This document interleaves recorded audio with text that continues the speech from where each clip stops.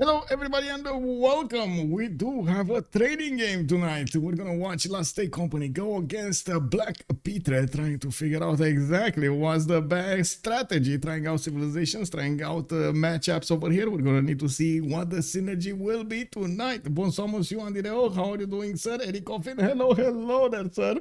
And Nick Dave, also good morning, sir. And it looks like, oh my god, you've got a lot of heat coming, man. A lot of heat coming. I hope it's gonna be alright during this summer. Thunderius, also good evening, sir, and welcome. I did notice Rafifi, bon somos you. Well, I'm so sorry, you're actually in between over there. I'm not sure exactly what's the best mix between rain and sunshine, but we do need to have some of those. Also, let me actually take a look in the top here at the chat. CC Pyro, thank you so much, Monsieur, for the prime. Much appreciated, sir, and welcome. I did also notice Nick Dave was the first one to pick up that promotion. Welcome, sir, and big shout out. Thank you so much. Thank you so much. Looking at what's going on here, it looks like we're gonna have the map Pangea being played out tonight, and let me actually put it up on the screen over here so everybody knows. This is a standard Regis Pangea. It's gonna be the seeming Pangea, and by the looks of it, they did take out Zulu immediately. I did make a little bit of fun when I was in the lobby over here. I was clicking on Zulu, just thinking maybe we're gonna have some impies in the game. It looks like they said nope, no impies, my friend, no impies. We do have them taking out Mobande as well, and then following up with Vietnam. It looks like Spain is also not going to make the draft here.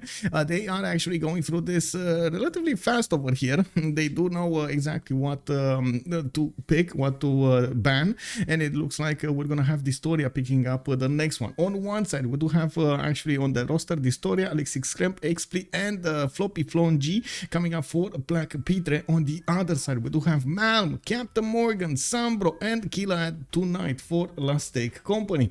We do need to see also Gran Colombia taking down. One more band to go, and it looks like we're gonna start seeing them picking quite soon. On the Pangea map, most of the time we're gonna see them try to pick civilizations that are more land-based than coastal-based, even though we've seen it quite a few times that they did try to pick something like Victoria, for example, to try to make the most out of it. I don't think they actually have auto bans in this matchup. We might actually see them trying to pick civilizations that they didn't get experience on, so they can actually get that experience on.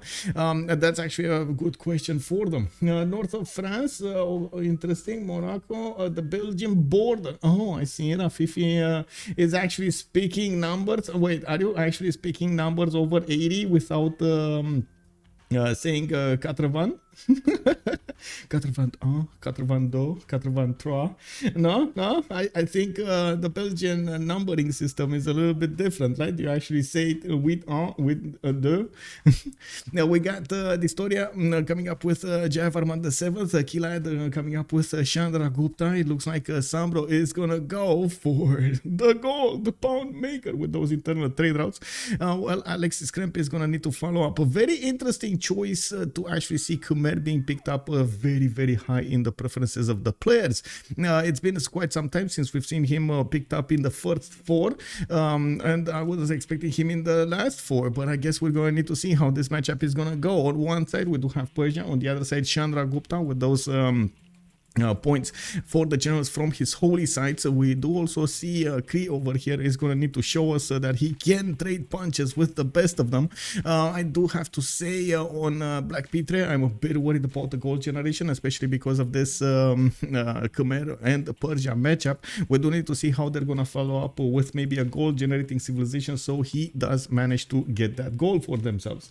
Also Pollux, good evening, sir. Hello. I already talked about I mix things. Sometimes I say Septant, sometimes I use Soixante, but the Belgian way is better. Oh, wow, you actually said that? Wow, man, I don't know, man. Are you sure you want to be heard by actual, French people over here? I don't know, man, I don't know. They might be like, no, French way is the best way. I do have to say, a lot of the times it's good to actually have so much love for your culture. Bolden said, Junior, thank you so much for the follow, sir, and welcome to the stream. The problem is more 80, 80. Oh, I see, I see. Oh. Hello, sir. Hello there, old triangle. Thank you so much for the resub. Oh my god, thank you so much for the 18 months. Much appreciated, and I am so glad I actually managed to get the details going on these alerts from Twitch. I'm so happy. Actually, they implemented such a easy system to work with. We do have Cleopatra Ptolemy taken out right now in the 7th ban. It looks like also Nader. Wait, this is Nader Shah? No, this is not. This is. Man, I'm missing this.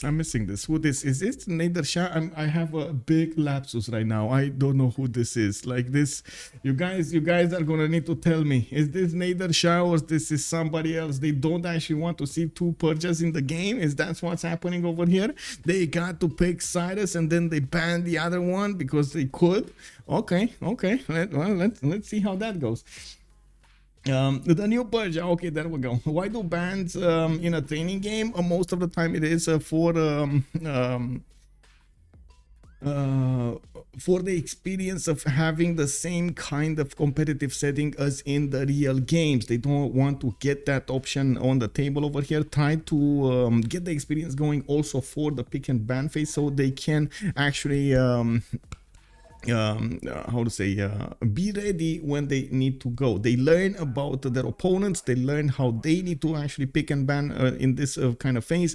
They learn how to play quote-unquote chicken with their opponents over there to try to force some civilizations in that otherwise would have been probably banned by their opponents. So another thing that does happen in the training games, you actually see them trying out civilizations or even the synergy between other civilizations, like we've seen last week over there, with an attempt to actually use Gandhi's ability to get more follower bonuses from his allies with 3 civilizations that could have gone religion. Unfortunately, he did spawn very far away from everybody, so the synergy was just not there. They did learn a valuable lesson though. It is kind of hit or miss actually if you do try to go for that strategy. So I wouldn't actually see them picking something like that in an actual game, in a competitive game. It was a good idea. I like the idea. I definitely like the idea. Now we do have Mapuche coming up in the 9th one, and it looks like we do have who this is who is that in the 10th one? Okay, yeah, that didn't work. Also, 3PX, hello there, sir. Hello. How are you doing, sir? Good night, good evening. I have seen, oh my god, I can't actually click on it to actually see the notification. Let me see, new leaders. It's so long since I've actually seen this. A new, wait, whoa.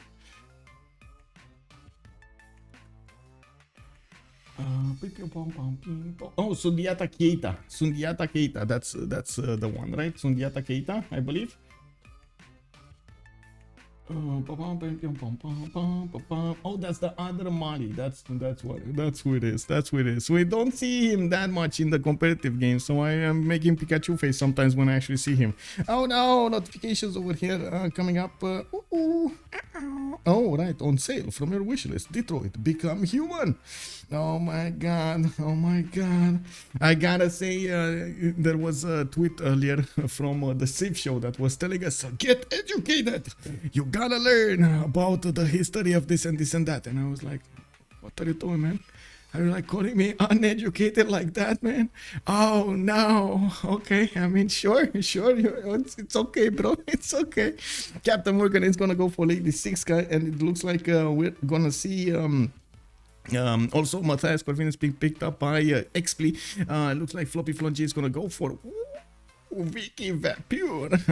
Vapeur. I'm not sure exactly what this is. I'm thinking this is a steamy Vicky, right? Vapeur is basically like vaping, like steam, something like that from French. I'm just trying to get some how to say conclusions over here. Yeah, okay, so there we go. Steam Wiki, if I do remember correctly, it was banned in the normal CivFR squadrons. Now they will try to pick it and play it, while we do have Malm actually following up this draft with a welfare lawyer going for Canada. So on one side they have Canada, they have Lady 6 guy, Poundmaker, and Chandragupta. Quite a bit of gold generation, quite a bit of power spikes over here, especially from Lady 6 guy and Poundmaker. We don't have on the other side Matthias Corvinus that will probably try to generate the gold, and I gotta say I'm a bit worried about only having Steam Wiki generate that gold, but I do believe it will generate enough gold. I guess we do have Javarman the 7th that might actually go, well, I don't think so. I gotta say, it's like thinking about this, he will probably go Code of Music with Lay Ministry rather than any other religion. Maybe we'll follow up with something else, but I don't see him going for tithe so he can get the gold generation going.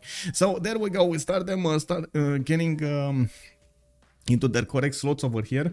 I do want to double check if Discord is on, so we don't get distracted over here. I do need to also click on buttons so I don't get distracted by this either, as in you know, ding ding ding ding ding, ooh, bing bing.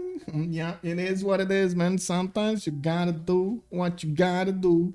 Okay, this is correct. This button Twitch.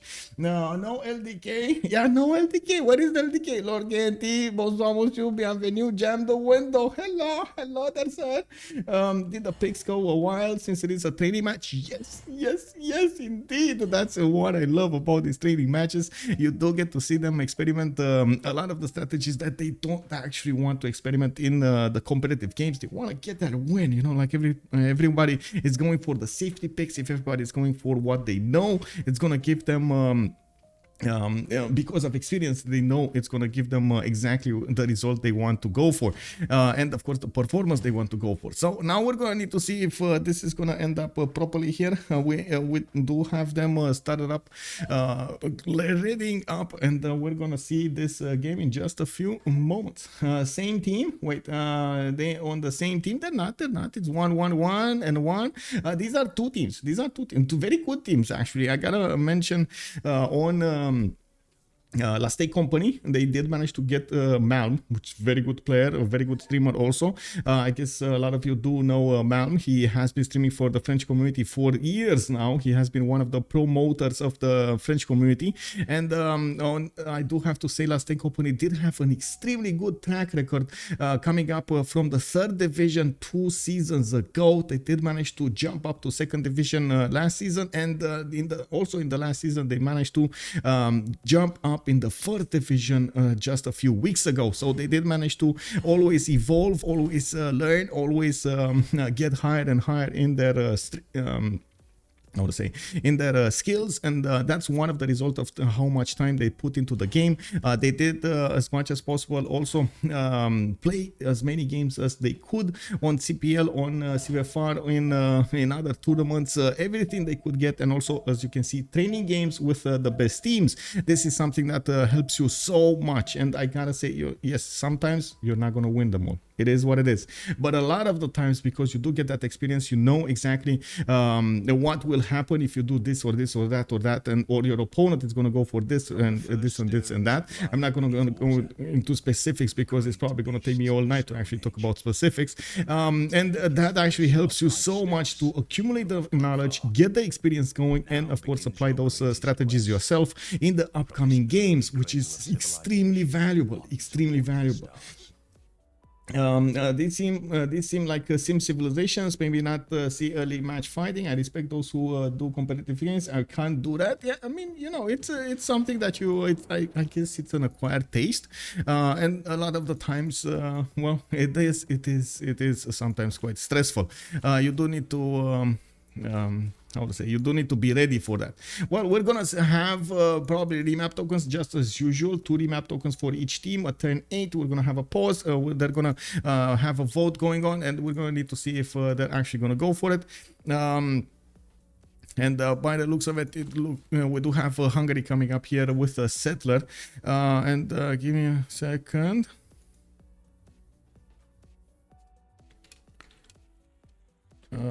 Yeah, let me respond in the PMs over here. I see the messages. Yeah, happy.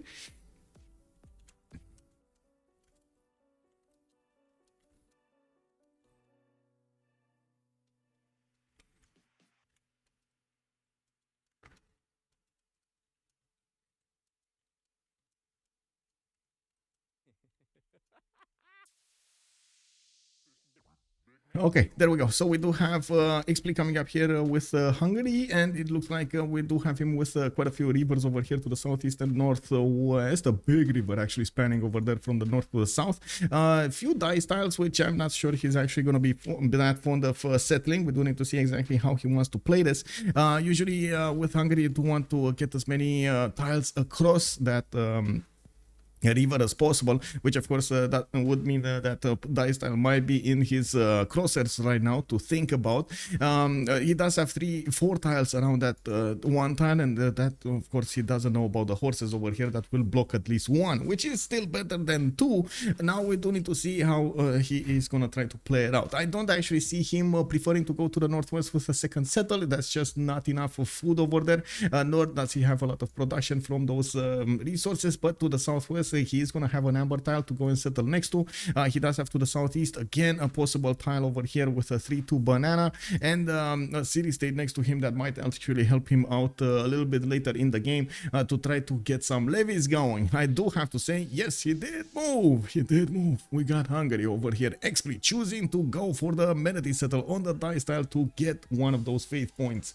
Also speaking of early pushes, how meta are Chandragupta Varu pushes? That's actually a very good question. We didn't get to see that much Chandragupta in the games. We've seen some Chandragupta in the games, but not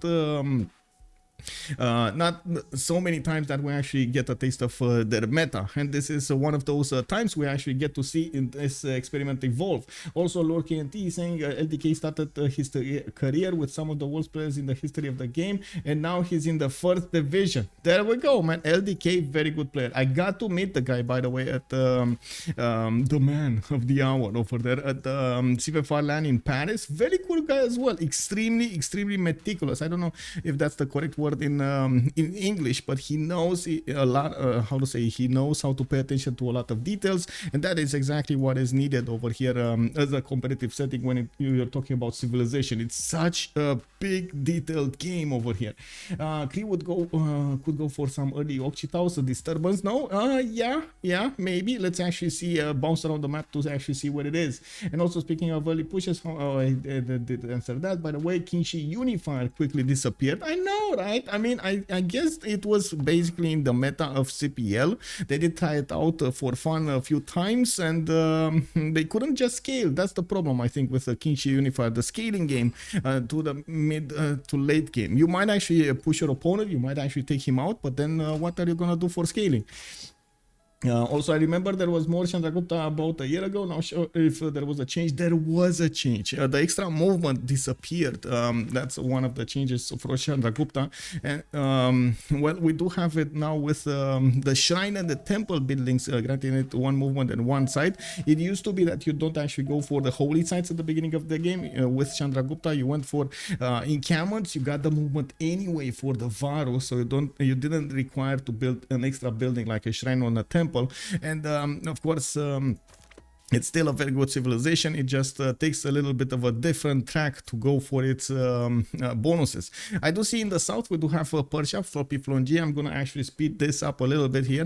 FloppyfloNG does have good mountains, nice rivers over here for his sim. By the looks of it, he's going to be all alone in this southern part. He does have a 2-tile choke that he needs to pass towards Hungary, and that is going to be his ally. I'm pretty sure he's going to settle the geothermal, try to get a plus 5 campus over here to the southwest, and maybe put a commercial next to it. 3-2 bananas over there, multiple 2-2s for him to work, and of course quite a few rivers, a decent amount of space for him to develop on. To the northeast, he does also have England. dISTORIA moved off the coast. He's going to stay on a river, on a lake, and by the looks of it, he's going to have a +3 harbor in the capital with Mount Kilimanjaro, possible second settle to the northwest, and an amber tile right on that tile. Amazing, by the way. He's going to need to move a little bit. 1, 2, 3, 4, 5, 6, 7th turn to settle on Mount Kilimanjaro. Not bad. Some inners over here, inner cities, a third city to the south on the aluminium tile with wine tiles with multiple 2-2s around them, good mountains for his campuses. On the other side, we do have Mickey Civ6 connected by only Tundra in the north, and of course Wilfred Laurier is going to be on the other side. It looks like he might set up some coastal trade routes with India at some point, and he does have Lake Redpa in the south for Wonder and some era score. Unfortunately, that's not that big. I gotta say, Malm over here is gonna have a decent amount of problems just going for harbors over here. He's probably gonna need to put a lot of coastals, which will of course require those lighthouses. I guess we're gonna need to see if Malm is gonna be happy with this spawn, even though I gotta say I wouldn't be surprised if we might see remap here. Looking at also his other bonuses from the pastures, he only has one single pasture in the capital with horses 4 tiles away, a bit too far. He could get another city with 4 bonuses, 1, 2, 3, 4, 5 actually, 5 bonuses if he settles here on the marble tile. So maybe that is something that he's going to want to do. Wait, is this bridge of land south of England? Yes, there is a bridge of land. A 1 tile choke that he needs to plug over there so those immortals don't come again. Oh, wait, they're allies. They're allies, man. They can set up trade routes over here, which is going to be nice. There is a coastal city here for a Batsa Garden. Not bad, not bad. Let's take a look at the other settles. Chandragupta 2-2 base, river to the east, freshwater from the lakes to the south, city state to take out, cocoa tiles for extra gold, and I do see he has very good proximity to Wilfred Laurier. That is going to be one of his allies. Oh my god, we're Killayad with Aifaya and Jokul. Second settle possible over here to the west side. He does have three of these camps in the capital city with marble tiles, with some stone tiles over there, with gypsum to the northeast. Okay, not bad. I mean, I feel stone circles might be quite powerful over here with so many production points coming up from these possible quarries, the 2 marble tiles and the 2 gypsum tiles. 3 gypsum tiles actually. Let's take a look at Maya. 1 continent, spice continent with spice, bananas and cotton. It is 1 continent. No, double continent. And the north one actually should be the one with the cocoa tiles. Okay. Maya is also going to be the ally of Chandragupta, and looks like Khmer is going to be the intruder here to the west of Maya. I guess he can do something. I'm pretty sure ALexis Krempp can develop a strategy over here to go against his opponents and try to pressure him. One team has so much land, but the Khmer is in danger. The other one is really boxed in. You would, how would know? I mean, depends. You're talking about the left team as in sorry, the right team with Floppy, Xpli, ALexis Krempp, dISTORIA having a lot more land on the west side. Is basically like half the map for 3 of them, while we do have what, 5 players over here, 2, 4, 5 players on the east side of the map. And yeah, I guess you're right. But no, they want to play this out. You know, man, put his big pants on. He's gonna say, you know what, step aside. This is my moment to shine over here, and we're gonna get this going, boys. We're gonna get those harbors. We're gonna make the goal for our teammates, and we're gonna go for a victory condition. Well, we do need to see the matchup between Khmer and Maya. Maya did lose its extra damage when it comes to the defense at the beginning of the game, which is a bit of a problem over here. Lady 6 guy doesn't actually get the +3 anymore on his units. He still benefits from the unique unit, his Hulce, and still that is going to be quite hard to deal with. We do have Sambro already putting up, as you can see, a farm here. And wait a second, game, what are you doing? No auto enter over there, auto shift enter, okay.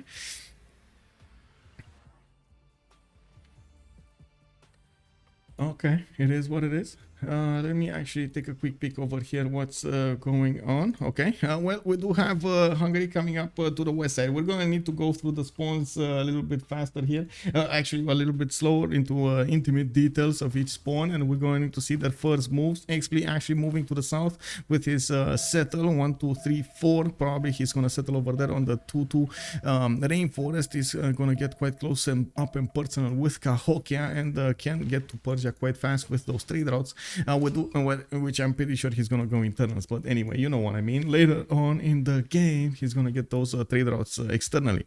And we do have a second setter coming up from Buddha in 5. It does look like we do see him with a horse tile in the east side in the first ring, and I do see his iron tile is going to be in the second ring to the northeast, quite close to improve, and those resources will probably need to be diverted to Jayavarman the 7th, which is going to be right in the face of his opponents here. They do have 4 of them very close, actually 2 of them very close to Khmer, which is well, he might have some issues there. Let's take a look at Passagarde. FloppyfloNG immediately going for that geothermal settle to the north. The bananas is gonna show him the way. We do have him moving quite fast over here on the flatland tiles, and as you can see, 1, 2, 3, and the 4th to settle. 5 turns of movement to get a second settle from his capital. He did manage to get a builder going, and that actually allows him to improve these tiles, these smashers, which do give him an extra point of production each, which is gonna help quite a bit to actually get less time for the settler to train. Now we do have him also with another geothermal settle on the east side, and of course that would help him set up coastal trade routes with England, which, as you can see, England is going to immediately put a city on Mount Kilimanjaro and benefit from those bonuses there. Passagarde, since he did already improve his sources, he has them acquiring in his territory, and I do see a southwest over here on the iron tile. We do have it in the second ring. Now we're gonna need to follow this up a little bit later to see what kind of pantheon he's gonna go for. Very good campuses all across his territory, which is gonna be amazing. He does have like +4s here, +5 there, +6 there. It's gonna be quite impressive to see, and quite how to say, interesting to see how he is gonna try to make use of all of those, and how he's gonna try to get the tempo going. He probably wants commercials for the trade routes, which do require markets. He's probably gonna want the science for his campuses, and we do need to see if he's gonna go campus into commercial or commercial into government plaza. I guess that's the question in my mind right here. We will also probably see him delay going for how to say, districts until he gets 5 cities out, because usually the players, especially when they're free simming like this, they do want to take a little bit more time to get the extra tempo going from having 5 cities in the first era being settled rather than only 3 or 4 cities. We do have him getting that settled in 2 turns. Looks like he is starting to discover the land to the south here. He does have Fatusa to discover to the southwest, which is going to give his team quite a bit of an extra boost. I gotta say, this might be a pocket CS for them. It doesn't look like there's going to be any scout coming from their opponents so far away into their territory, so he gets the vision on Hattusa. They need to be careful not to seize it, so they don't reveal it to their opponents over there. Okay, and next up we do have Age of Steam. Actually chose not to settle directly on Mount Kilimanjaro. He stayed away from the exploding volcano over there, and it looks like he's gonna benefit from a 4-3 tile to give the bonuses to Manchester. He's also gonna have a +3 Royal Navy dockyard there, and with a +3 in the capital city of London. Already benefits from a 2-4 horse tile in his empire improved, which of course gives him that nice and juicy extra production. Now, and I do see he has an iron tile here next to Manchester. Probably not gonna get to discover it that quickly. Usually dISTORIA, or I should say Age of Steam, does want to actually go for other technologies like celestial navigation before he actually goes for anything like bronze working. Discovering an extra possible district technology does take away quite a bit, or actually throws a wrench in your strategies to go for some discounts, and I'm sure that dISTORIA is more than aware of that happening. We do have him getting that third settler coming up from London in 1 turn, and I do see he's gonna have more coastal to the south, actually like another 2 coastals to the south, possibly 3 coastals over here to the south, with some reef tiles for the extra adjacency towards campuses alongside, and also quite a few mountains over here to the south of England for those extra campuses. Not bad in inland cities either, like some geothermals, good campuses, sugar for some extra population there. Still probably not going to be his first choice. He could try at some point to get some cities on the east side and get on the same coast as Cree, even though he needs to be ready for the Cree nation to actually defend his ocean over here with all his might and power.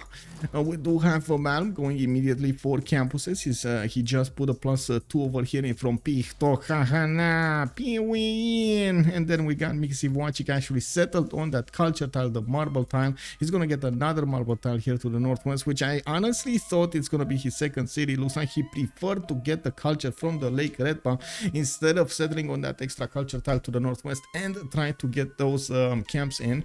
I'm very curious how he's gonna try to play this out when it comes to Governor Magnus, if he's gonna prefer to go for more bonuses from his Cree ability to actually get those extra gold points and the food points for each trader sent to a city that has pastures or camps improved, which is it can turn into be into quite a significant boost over there. 4 gold for each trader, 5 gold for each trader, 5 food for each trader. You can imagine the food accumulation in your cities there. Right.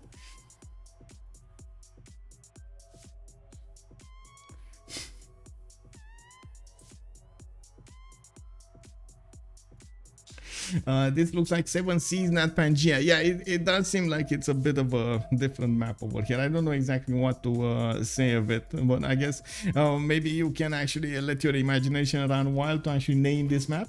Loxar, good evening, son, and welcome. Ethan, also good evening, son, and welcome. Looks like a CV map, how to touch Canada. It's a cultured victory map you're talking about, and yeah, Canada is going to have quite a bit of free reign over here on the tourism. We're going to need to see how his opponents are going to try to stop this. Persia is actually quite well known, especially Cyrus, for doing quite a bit of defense when it comes to the cultured victory.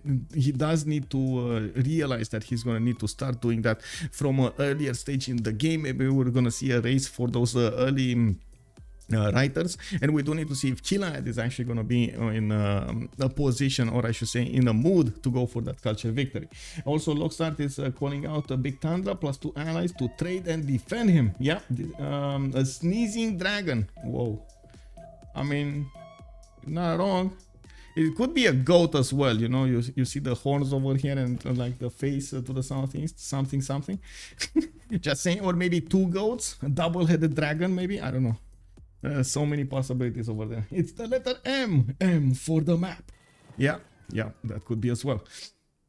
We do have religious settlements coming up for Canada. He's going to have quite a few cities over here to settle. I gotta say, he's going for the grassland settle to the southwest, where he is going to have 3 of these iron tiles to work. And that actually reminds me, we didn't take a look at Kree's available strategics. Let's actually see. He does have an iron tile to the southwest of Civ6 already in his territory, and he does have a horse tile 4 tiles out, a bit too far to acquire and of course work. We do see him getting that second trader soon, and he's going to need to actually settle that city and move the trader there so he can use Magnus. So Magnus is actually going to be in Civ6.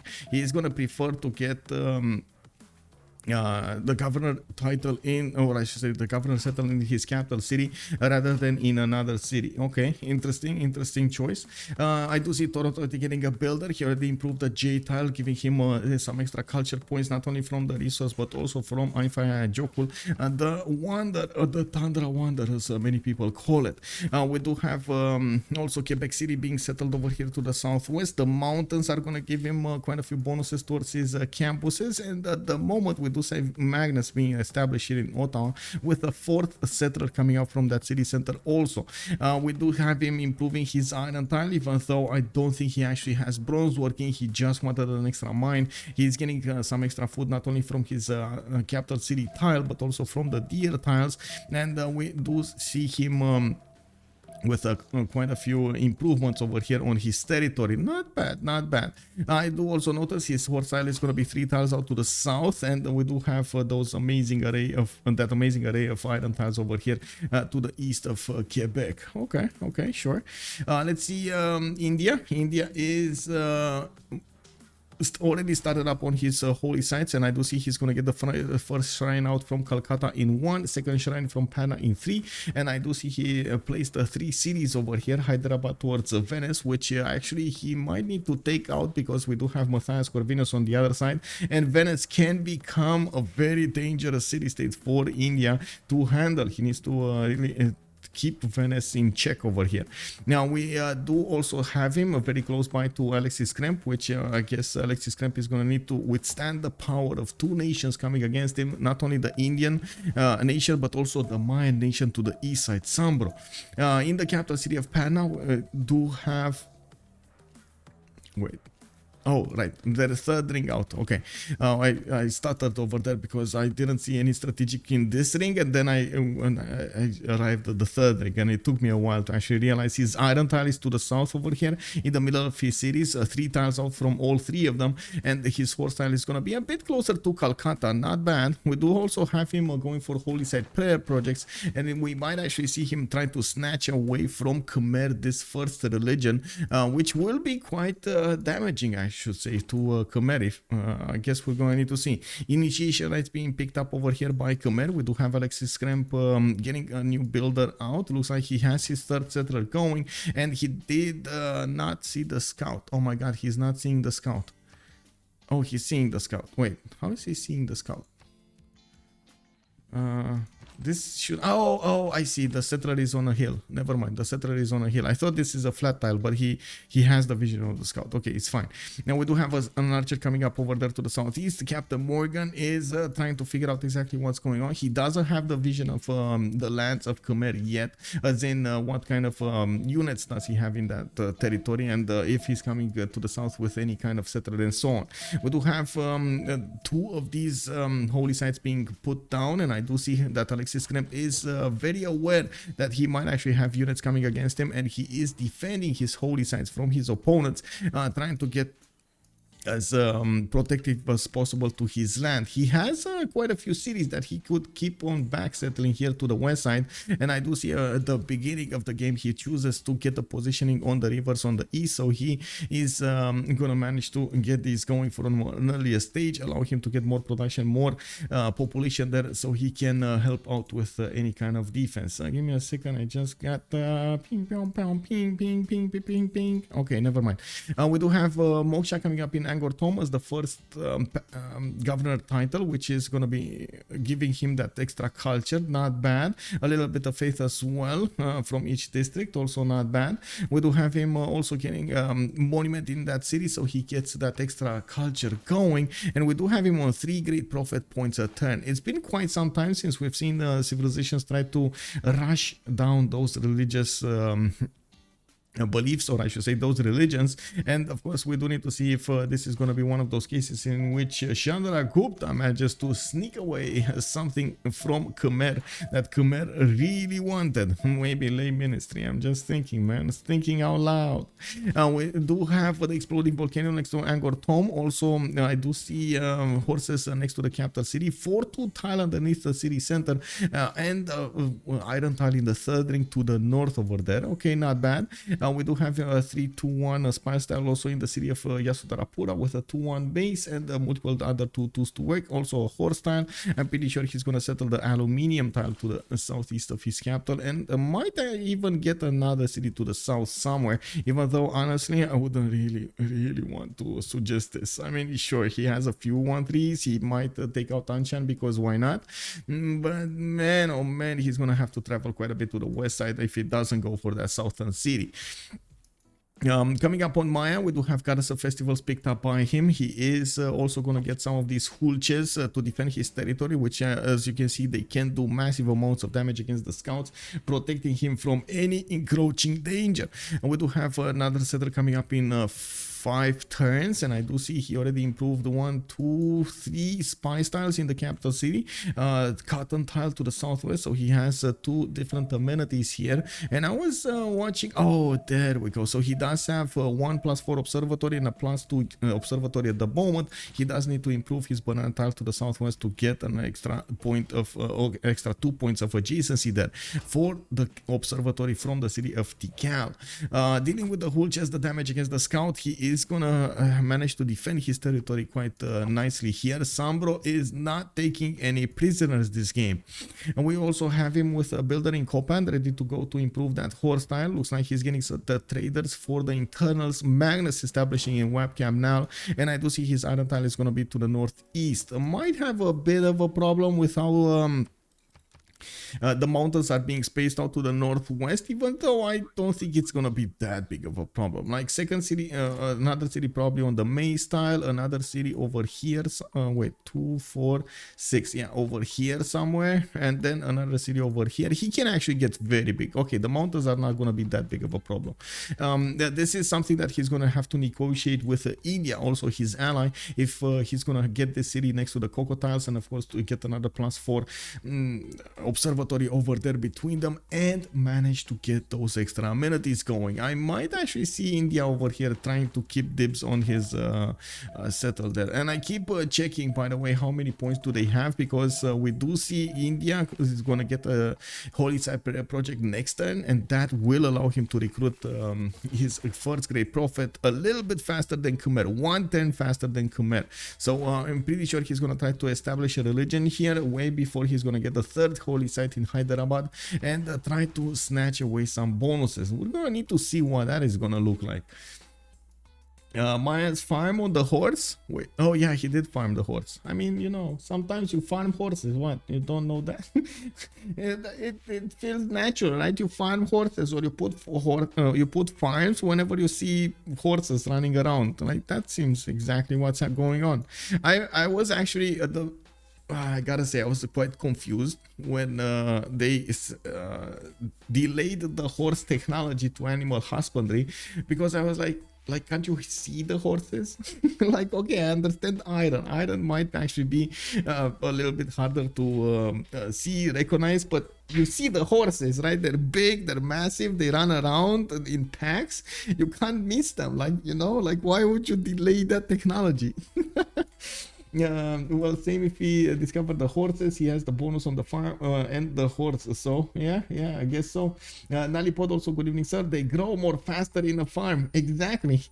Oh, yeah, man, you get those horses happy, they're gonna race you to the win over there. Well, we're gonna need to see if that's actually gonna happen here. Well, we do have a bit of okay, there we go. We got our answer, by the way, on the Persian strategies. It looks like he did open up with campuses, and did get a discount for commercials over here. It looks like he's plugging in magnets in the capital, has one trader already going between Susa and Pasacarde. I do also notice he's gonna have this +5 over here with another +4 over here, and Ray is gonna get another +3. Yeah, +3, might actually get that to a +4 when he's gonna get commercial. I'm actually quite curious, where is he gonna place that commercial? To the southwest or somewhere else? Unfortunately, he can't get another city on this river to the south next to those truffle tiles, but he can get it on the coast, so he can give England over here some more cities to trade to. Happy horses give movement to troops. That would be something. Yeah, that would be something. Yeah, why not? A weird cow that neither produces milk nor tastes good. Wow, man. Anyway, we do have Georg coming up here with Bora getting those commercials as well. Looks like he put 3 of them down already, one finished in Debrecen. We do have him with fertility rates as a pantheon. He did recognize that he's going to have the need of more food over here in the northern city, and of course with the 4-1 tiles he is going to have the food he needs to actually work the dice tiles to the west and the mines, the 1-3s. Unfortunately, that is actually quite expensive as a city, because you do need a lot of improvements over there on the tiles, using those builder charges to actually get them. Not always ideal to actually get, but you know, you gotta do what you gotta do. I'm very curious if he actually met the city on the west side here. Or did he go? No, he doesn't know about that amber tile, the extra culture tile. And I gotta point out, one of the reasons he wants to stay on the rivers is the Pearl of the Danube bonus. You do get the 50% off districts and the how to say the buildings in them. I don't know what they're saying. Yeah, I don't explain the more before me, so why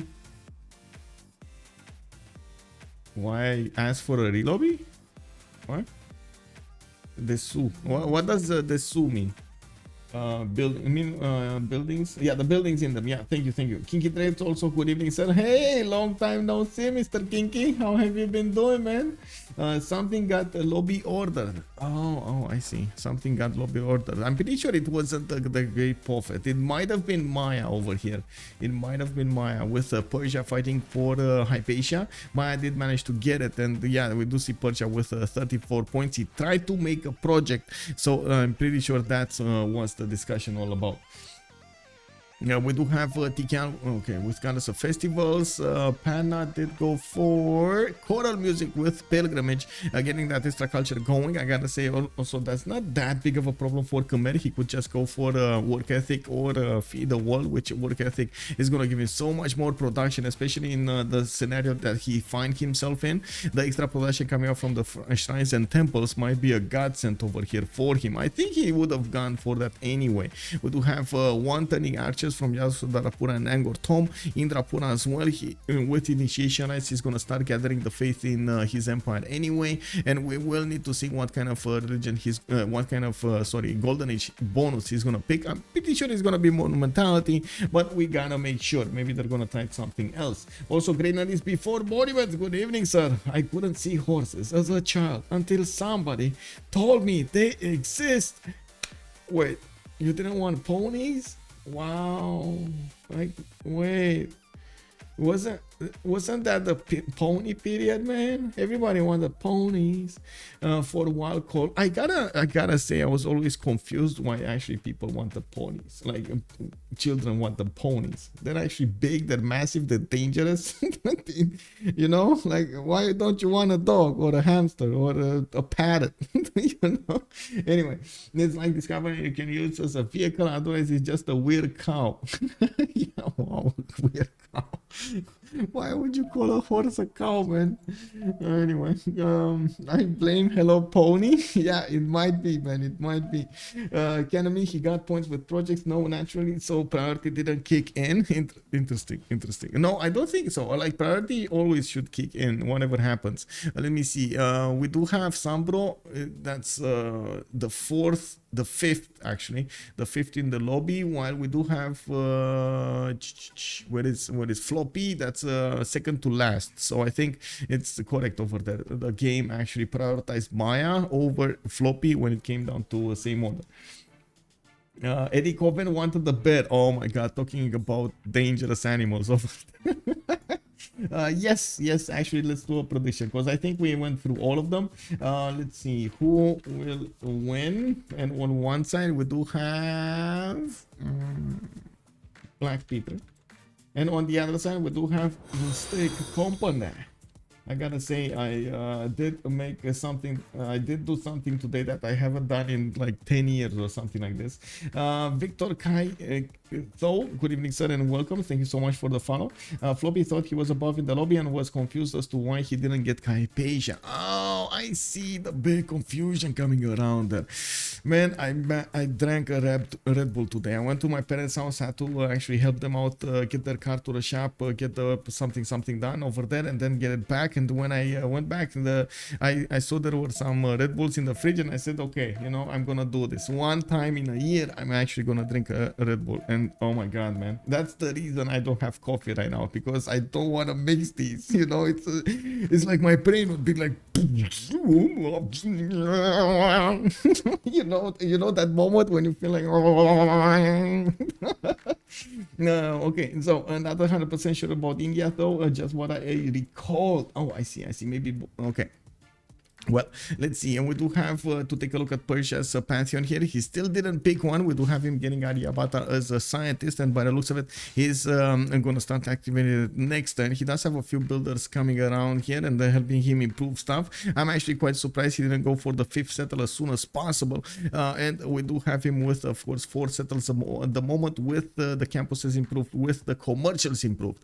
It looks like we're also going to need to go around the map to see the civilizations pick their golden age bonuses. Chandragupta going for monumentality golden age. She is in a 10 science with 18 culture, 27 faith attempt, 37 production, going for a great path next to the city of Calcutta. While he is starting to build a few more settlers, he's getting his shrines up from his other cities as well, while of course he's getting the culture from those shrines and the upcoming temples. Starting to improve his resources, his strategic resources. He's not actually gonna want to go to war against Khmer that early, but we do already have a skirmish between the Khmerian archers and the big muscly hulches over there, man. Giga chats over here. Look at them go, man.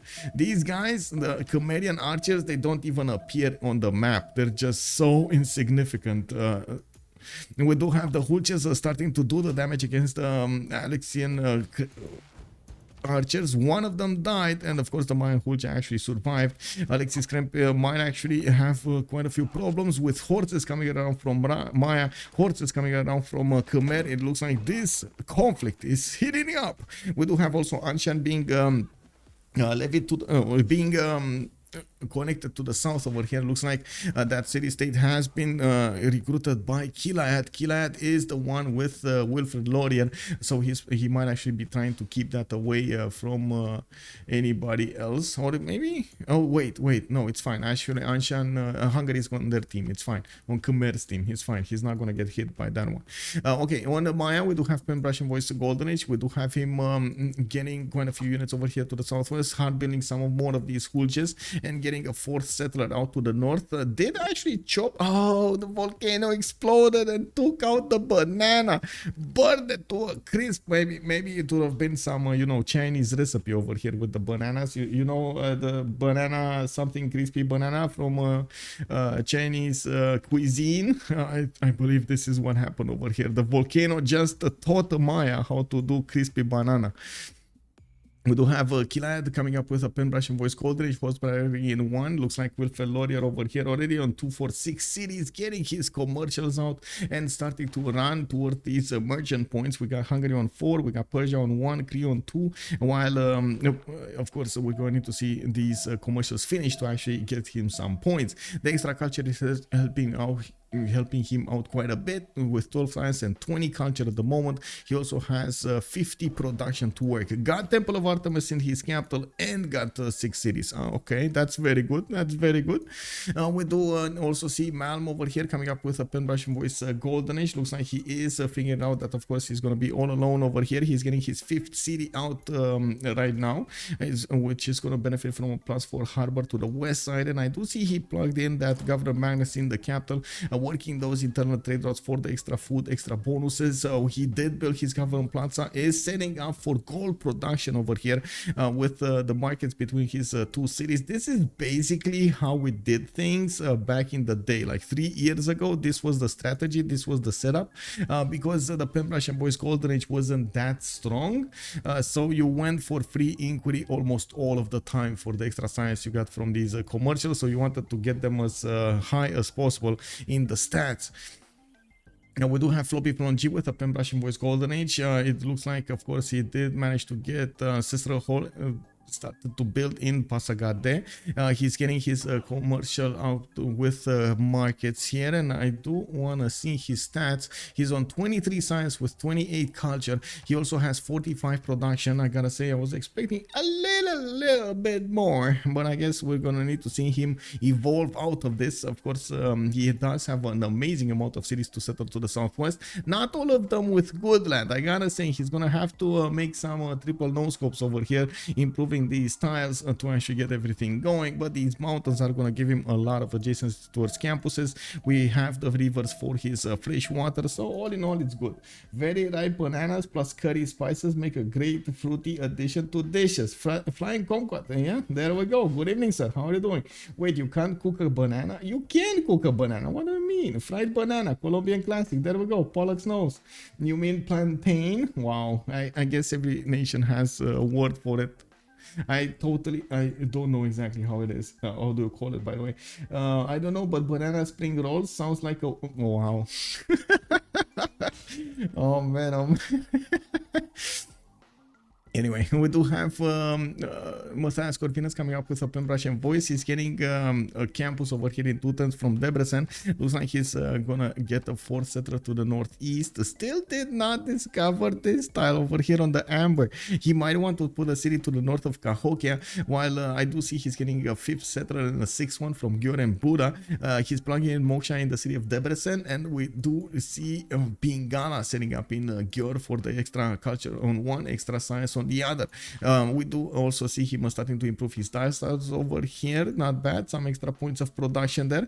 We're going to need to see feudalism kick in for some extra food points also. I don't see him finishing up his markets here. It's a bit unfortunate that he doesn't have that many traders, but I do have to say he doesn't have that many cities at the moment anyway. So he's kind of keeping tabs on how many cities he has to trade with, and of course adapting his market count with enough traders to match. ALexis Krempp coming up with a Monumentality Golden Age. She does have 25 faith a turn. The war is raging between him and Sambro, and it looks like more horses are being traded. More of these hulches appear over there. ALexis Krempp is managing to chop a lot of them with the initiation as he's getting that phase generation going. Buy more builders, chopping more. It's a circle of production over here happening, while Sambro is needing to stop this attack of ALexis Krempp. He's going to need to figure out exactly how he can take the war to Maya's borders and manage to pressure him enough. I'm actually very curious why he did not take down that Hulche. Was he afraid about the other Hulche's counterattack? Okay, maybe. Now we do have quite a few more horses coming around here. Of course, ALexis Krempp can actually try to take this horse with a triple attack. He might pay the price for it with a line of hulches behind all of this. He is taking quite a bit of damage on his own horses. You can see these guys are out for how to say, to win. We do have them with 28 strength. We do have an encampment being put down from Kopan, which is gonna try to get him general. I do see Khmer is making 2 regional points. I'm pretty sure that is the card. Pollux, thank you so much for reminding me about the team labels. Let me actually quickly put them up so I don't forget again. On the left side we do have LSC, which is Last Stake Company, and on the other side we do have BlackPitre. Coming up for the right side. Let's see. There we go. Now, just for consistency, yeah. BP is at the right. Yeah, I know. It's very good. Some players don't actually know all of the. Some viewers don't actually know all of the teams and the players, and of course, it does make sense to actually have these up there. Thank you so much for reminding me.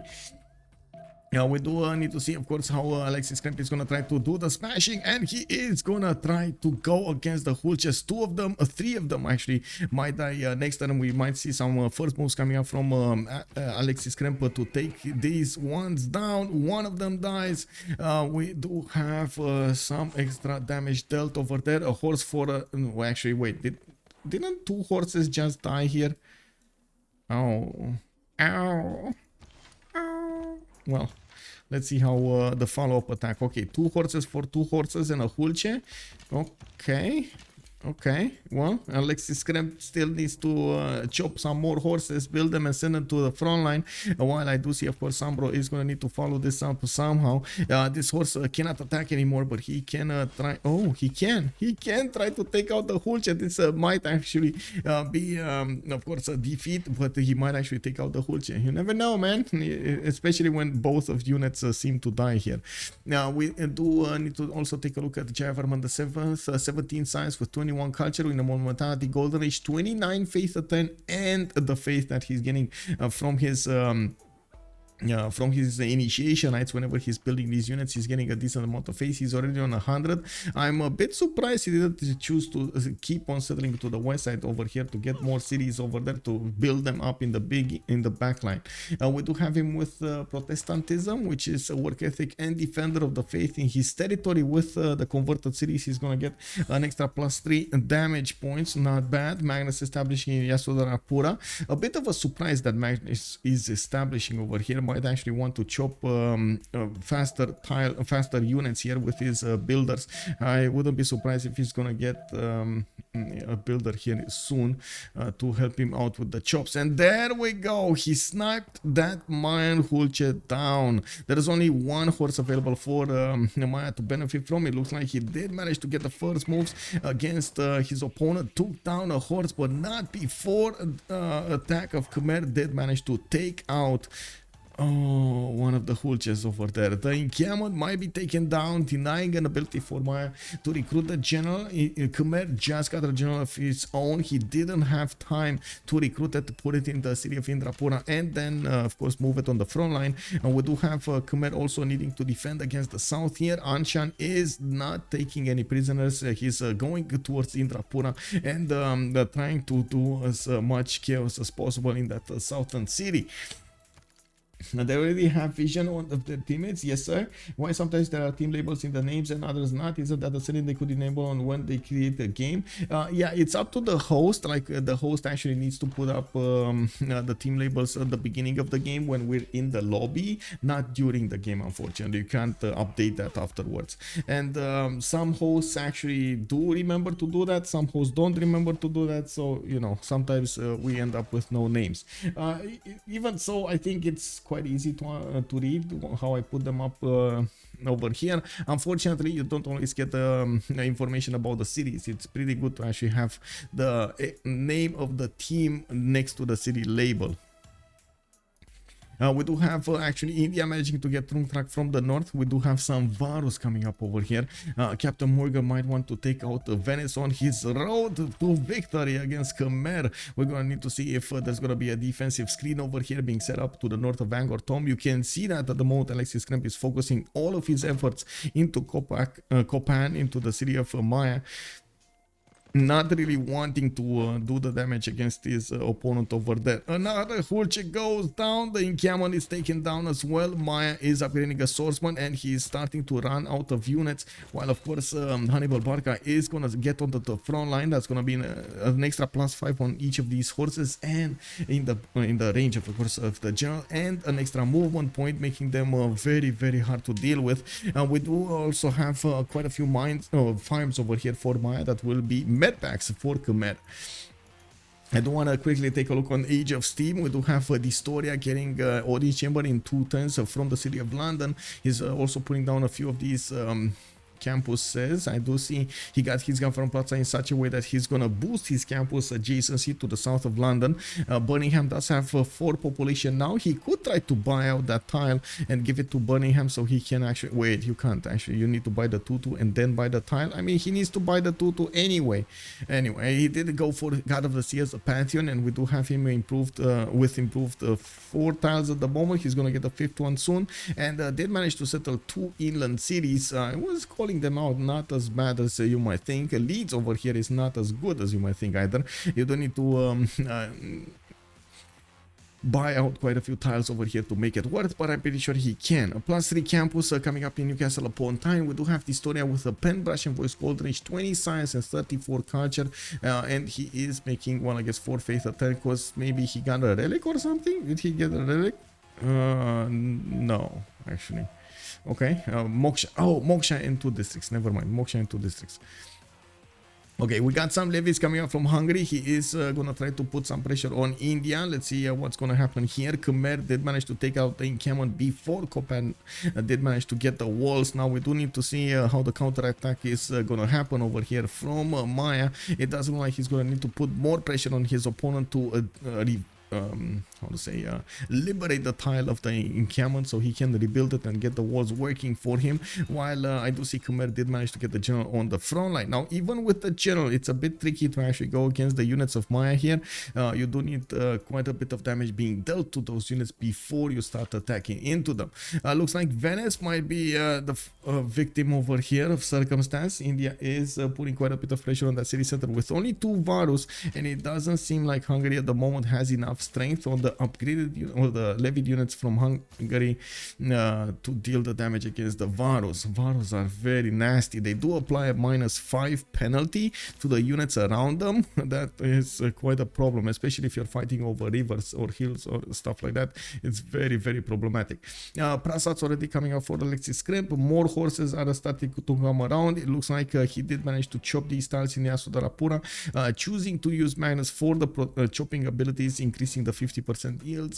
And of course, I do want to put it up on the screen over here.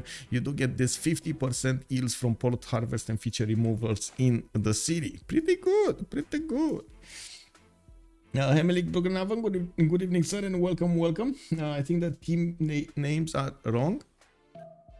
Oh, it's Killayad. No, it's fine. Why? BlackPitre right side and left side is LSC. Why are you thinking the team names are wrong? Did I make a mistake somewhere? Oh, are you confused about Malm? Malm did get recruited by the steak company.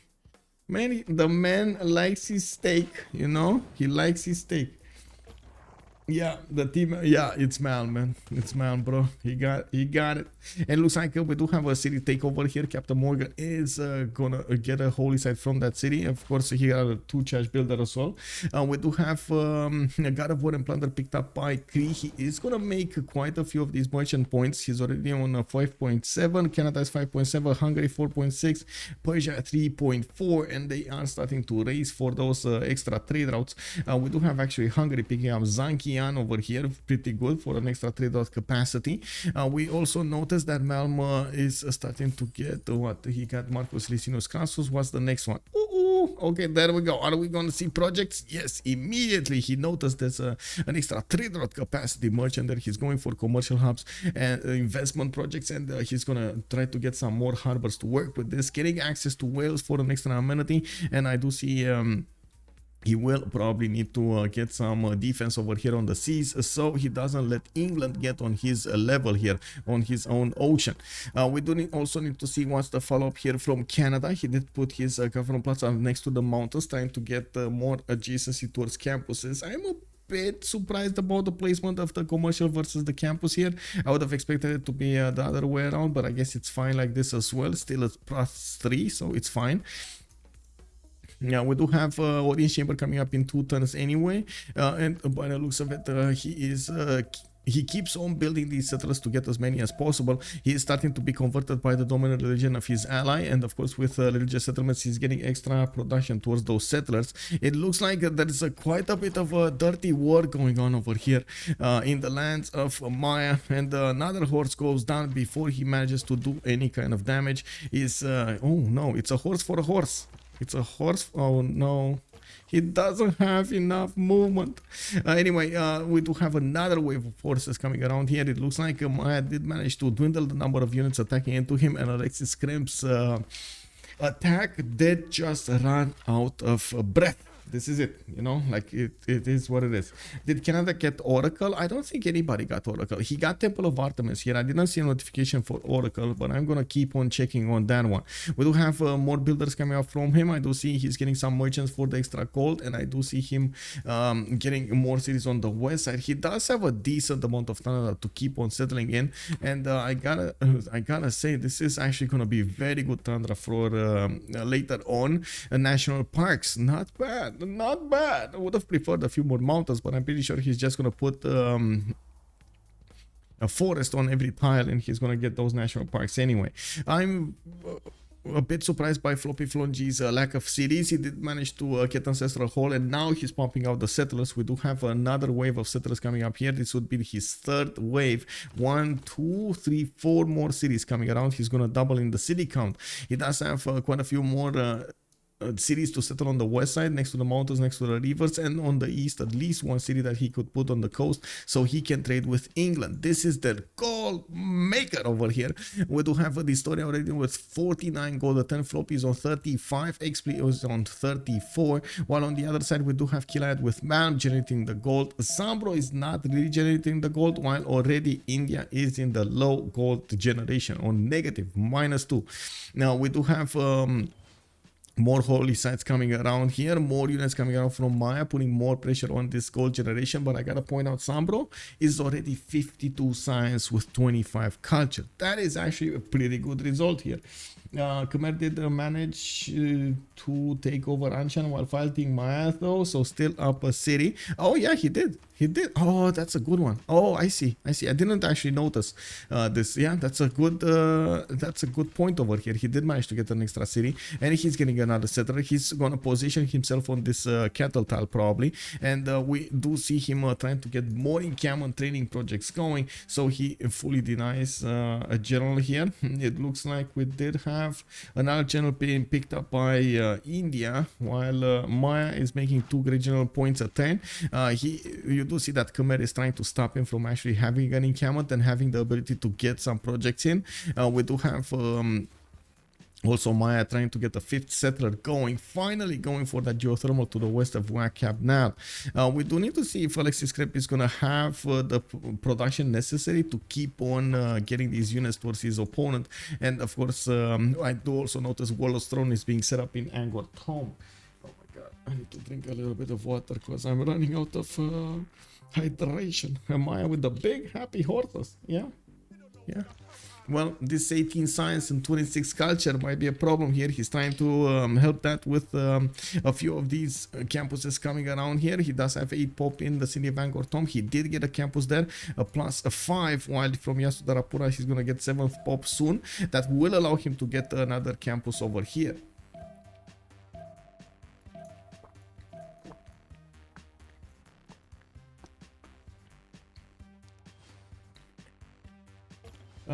Did we have more wonders here? No, I do see Perides as being set up by Pasagate in unique units. Finally, Miskolc did get put to the west of Buda. I do see these campuses are starting to come around next to his city center. You can see how he's placing these districts on the other side of the river, so he gets the maximum amount of boost there. We will probably see them start to discover feudalism soon. I do see recorded history coming out from dISTORIA. Xpli is on recorded history as well. They're 38, 48, and 42 culture turnover here, so they are actually benefiting from a bit more culture than their opponents. The science numbers though are on the Sambro, 52 science, but that is usual. That's exactly how Lady 6 guy rolls. Unfortunately for him, the pressure coming up from Khmer into Maya is gonna slow him down considerably. We're going to need to see if he's gonna manage to get out of that. I do see this encampment is actually gonna be repaired next turn, unless we're gonna see a unit from Khmer step on it, which it doesn't look like it's gonna happen. We're gonna have to see if Khmer is gonna want last move this. He can last move this with a horse. Now he's very afraid about the Hulches and of course the counterattack of the Mayan horses that might take out his unit, and I'm pretty sure Sambro is just ready to deal that damage. We do have a Wall of Strong coming out from Webcam now. This settler is moving to the west side there. Let's actually see Great Bathcat Field Nation in Calcutta. Do we have Oracle put down? No. I do see Canada finishing up his science, his campuses. I don't see. You see, he's not setting up immediately for theater squares. We see him actually going for science for the economy rather than anything else. Now we do have England setting up also Reina City in Manchester. Ray is with Reina already, so they're generating a decent amount of gold extra from those trade routes passing through the city. And yes, ALexis Krempp did last move and then moved out to keep out Maya from improving that, recovering, I should say, the encampment. Unfortunately, a lot of these horses did suffer quite a bit because of the counterattack, and Maya did manage to get enough Hulches with some promotions. This one actually has the garrison promotion with an extra plus 10 coming on him. Well, that is a problem. Very big problem. Oh no! Quick moves coming up from Sambro to push back the general in the city of Indrapura. We do see Khmer is trying to flank around from the south with a few more horses. They don't have any more movement, but he did lose a horse to the south of Kopan. Wait, was that a horse or was that archer? I remember there was an archer on that tile, but I guess there was a bit of a confusion happening there.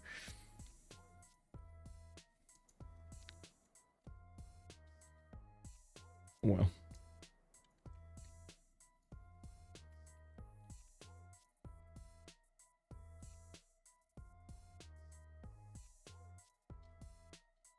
Oh, well. Can 3 trade coastal now that Canada has Vancouver on the seas? Yes, he can. Actually, I wouldn't be surprised if we're going to see Reina being set up over there. I don't see it yet in his cities. We do see Malm is sending a coastal city to the east side of his capital as well. He's trying to put as many cities as he possibly can on this coast, trying to make the most out of the land he has. Now he's getting those campuses going. He's getting more more harbors for more traders. Pingala is being set up in Mista Vasis while he is starting to chop these lands up. He does have 20 science with 47 culture. I do see him going for the top 3 on buttress. Feudalism coming out next turn. He's gonna boost it for his teammates over here, and I'm pretty sure they're gonna try to synchronize getting the builders with the first 30% off card, and then putting in the +2 card. Actually, I'm a bit surprised we don't see more of these builders being put into the production. Maybe he did already put them into the production and switched away from it when he started changing. Let's see what's going on. It looks like the war between Maya and the Khmer got called a little bit. We do have a bit of a push here from India to the north, trying to poke at Khmer from the northern side, so he needs to dedicate more defensive units to the north, not allowing him to deploy all of his army towards Maya. Still no general recruited here by Maya. We should have a second general here coming up from ALexis Krempp. Did he get one? Who got the last one? Yeah, he did. Oh, he got Shun Tzu. He got Art of War. Okay, very nice. He's getting a bit more extra culture from that. 51 faith at 10, 71 production on ALexis Krempp, 21 science though. And I guess we're going to need to see how he's going to make that up. He does have Yasudarapura getting Pingala plugged in, which is going to help him get back in the science race. We do have a campus finishing up in 3 turns as well, and that is a 7 pop city. We do have him finishing up his improvements on the cities here, and I'm pretty sure he's going to want to get more. He's on 5 cities at the moment, keeping up with the Mayan cities. One of the advantages of Khmer having that monumentality age with the ability to buy out units with faith, like the builders and the settlers, it does allow him the flexibility of warring and seeming at the same time, not only getting chops but getting the improvements on his styles, improving resources, getting maybe some settlers with the faith generation and so on. Now you do need to pump out a lot of units to get that amount of faith. I do see in the middle of the territory here, dISTORIA is going to need to balance out Canada's Killayad, and we do have Killayad's Canada. Actually, we do have 24 science on one side, 31 from dISTORIA, 48 culture on Canada, 44 culture on dISTORIA.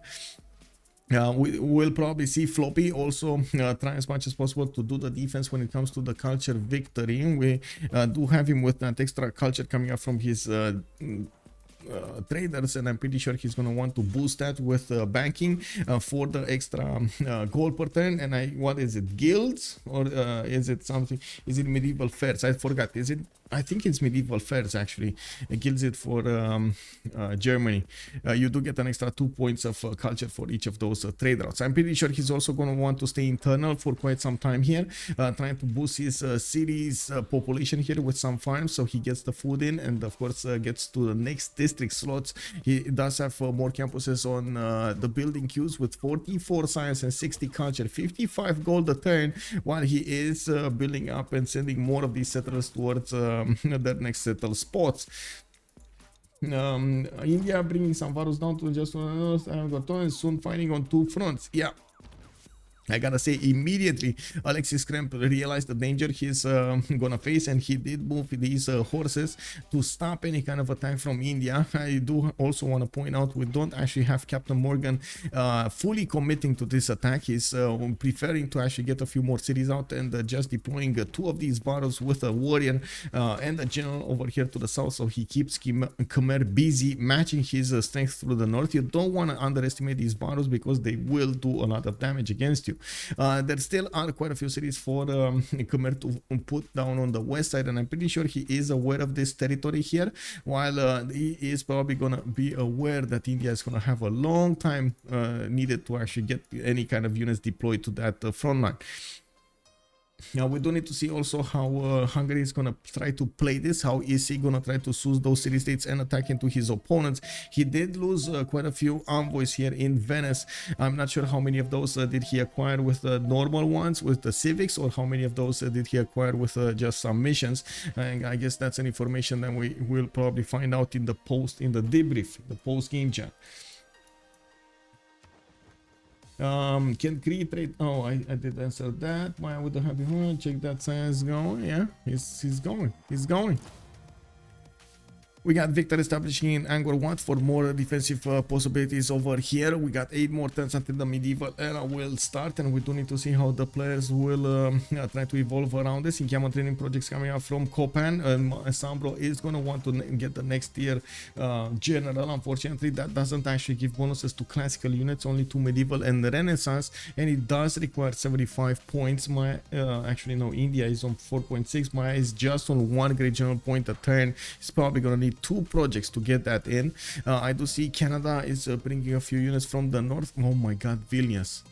Oh my god, Vilnius.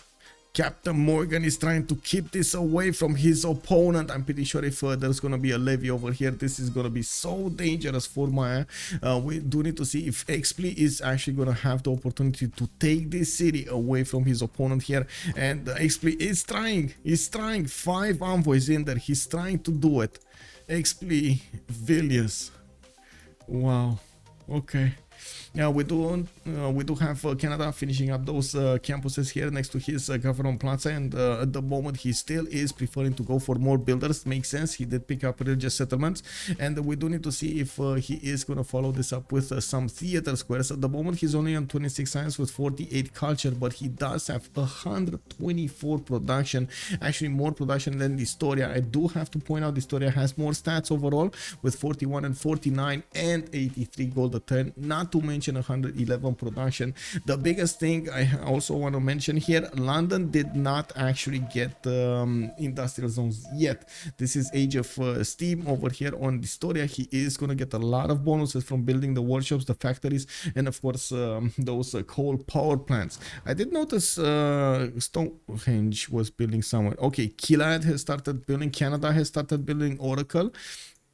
We do have him finally putting down a theater square over here, and Oracle is going to get finished in his capital city to the south in 5 turns.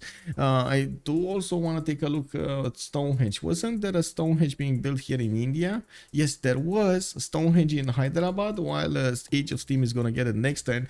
This usually does happen a lot on naval powers, getting Stonehenge for a religion like Zen meditation, something like that. I do have to point out this was a strategy actually very liked by Damori. He started this up with Stonehenge coming up over here. We do need to see Persia also getting to his next settle points, and I do see Hungary starting to get more cities as well. At the moment he's only on 246, while he is getting a 7th one soon. Kokusu, good evening, sir. I like this setup on Age of Steam over here. Yeah, Oracle without Pingala. He might change it a little bit later though, because I'm pretty sure he's gonna switch the traders to externals, and he's not gonna need Magnus in that city anymore, so he's just gonna switch it somewhere else, maybe in a city like Winnipeg, for example, or Kingston, where he does have some chops available.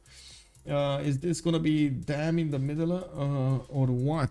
Wait, dam in the middle for Age of Steam. Wait, oh, over here. Yeah, it might be. It might be.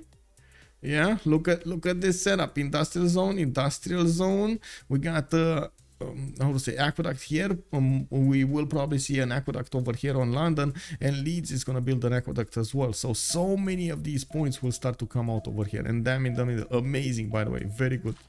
Big brain dISTORIA over here.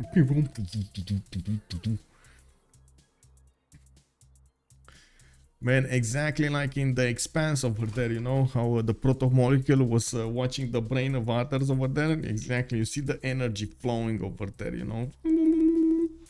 Anyway, yeah, too much imagination, bro. We do have to take a look at the city-states in the game. We didn't actually have time with so much happening around the map here to take a little moment to see their options. Johannesburg coming up for dISTORIA. We do have Mexico City also as an industrial zone, industrial city-state, I should say. Kumasi with Namadon and Vilnius are coming up for the culture ones. We do have Hattusa, the only one with science, and this is the how to say, the pocket CS they have. Oh my god, he never found it.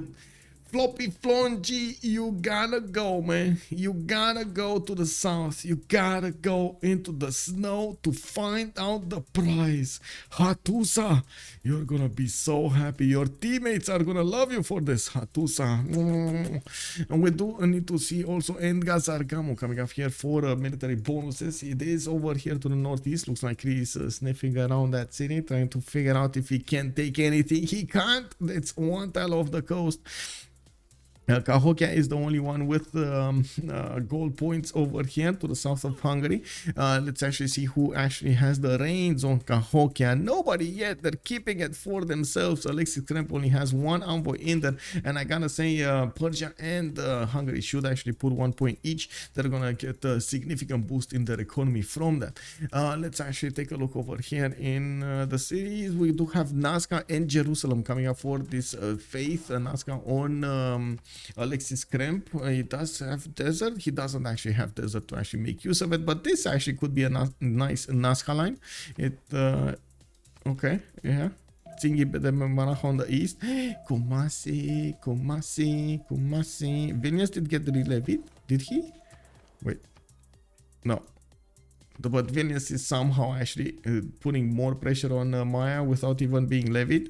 Kumasi over here only has 2 swordsmen with 2 archers. And let's actually take a look here. Hanging Gardens by ALexis Krempp. Khmer is trying to get some more era score points for his golden age. Chandragupta did manage to get 57 out of 53. He got his threshold. Sambro is 39 out of 44. Unfortunately, he's kind of looking dark age here. Killayad 53 out of 60. He does need 7 more points. And I do have to point out, we do have him building Oracle in 2 turns. He's getting another campus. He's getting a Diplo quarter. More markets coming out here. And he did even put a city in the snow to the north of Ifaya Jokul. We do need to see if he's going to manage to start recruiting some of these great writer points before the next era. Doubtful though. He's going to require quite a bit of time to start chewing through those 30 points earlier. Actually, unfortunately, if you go into a next era, you don't actually get more than one of these 30 point order ones. It's a bit unfortunate, but it is what it is. Now we do have Floppy on 40 out of 44. Malm is a 48 out of 58. He also has a bit of a problem to get his golden age points here. He did manage to recruit quite a few animals. Has even the opportunity to get a free fleet here, and that's going to be the first fleet in the game. We do have him with more settlers, and I do see 1, 2, 3 more cities will be settled. 1, 2, 3. We do need to see if he's going to manage to chop down a wonder or hard build a wonder. He still is using magnets in his capital city, and at the moment, well, I guess we're going to need to wait. Monarchy is coming up in 3 turns, actually a little bit faster because Chandragupta is boosting it. It's fine. It should be fine. Era score Xpli 42 out of 41. Floppy also needs a lot of points here. I'm not sure. Is he gonna make it? Is he gonna be a golden age enjoyer? We're going to see. He does have the Immortal as a unique unit that he could get quite easily. He's getting a boat here from Ray, and I got okay. There we go. Immortal coming out. Ray getting a galley. More of these commercials. He does have an industrial zone set up over here between Bakri and Shari Ikumis. We do need to see how he's gonna fare with those. ALexis Krempp did manage to get over the threshold, 66 out of 65. Did he finish Hanging Gardens? Oh, there we go. Anshan did build it for that extra growth in all of his cities and some extra housing in Anshan. Not bad. That actually fixes Anshan's problems of housing. We do also have dISTORIA, 58 out of 60, starting to finish up his industrial zones, and of course he's going to ramp up his production capabilities quite quickly. He's on 145 production at the moment. Before he's finishing up all of this, he did manage to get a religion, Catholicism, Zen meditation with stewardship. His campuses are going to give him an extra +2 science points, and with commercials +2 gold respectively. He doesn't have that many commercials, but the science is going to be very welcome here. Jam the window. How did BBG rework them? Wait, I remember that aqueducts and dams used to be trash unless Rome in vanilla. I don't think there was anything on. Was there anything on aqueducts? No, I don't think so. It's just the players learned how to use them properly. That's it. I don't think there was anything that was done there.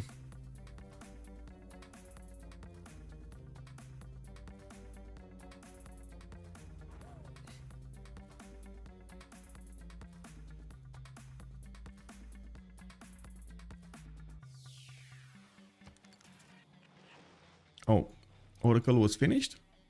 No, next turn. Wait, somebody else tried to put Oracle down. Ooh. Oh, Buddha. I see Xpli is trying to put it down.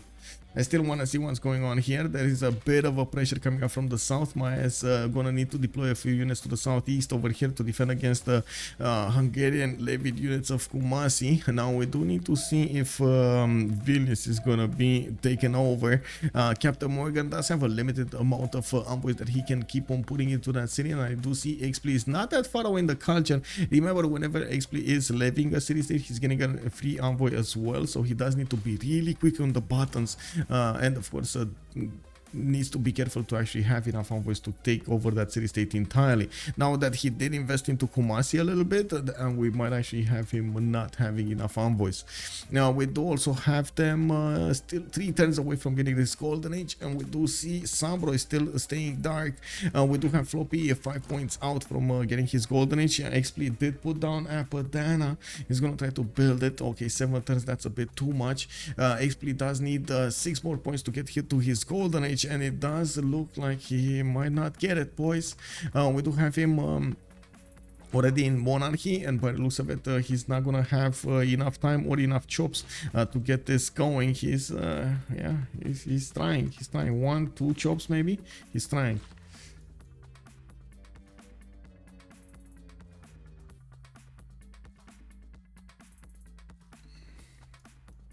Well, let's take a look here. Killayad also needs 2 more points, even though he did manage to get Oracle.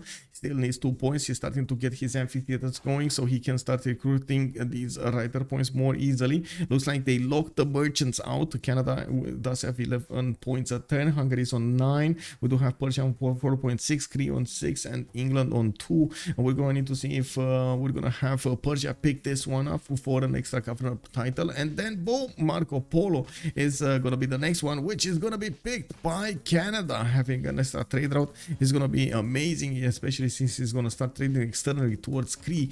We also need to see if Cree Malm is going to manage to get these necessary 5 points to get his golden age. It looks like it's a grim future for the Cree Empire over here, not getting his second golden. When I gotta say, a lot of the times actually this happens. You do get caught up with the bill queues, and you totally forget that you actually need to get that ENA score for the second ENA. Grandmaster Chapel coming online here from Khmer. He's going to get to use his face generation per turn to buy out some units directly, and these will be war units here. It looks like India's Pharaoh does deal significant damage against this horde, and it will keep on pounding against it.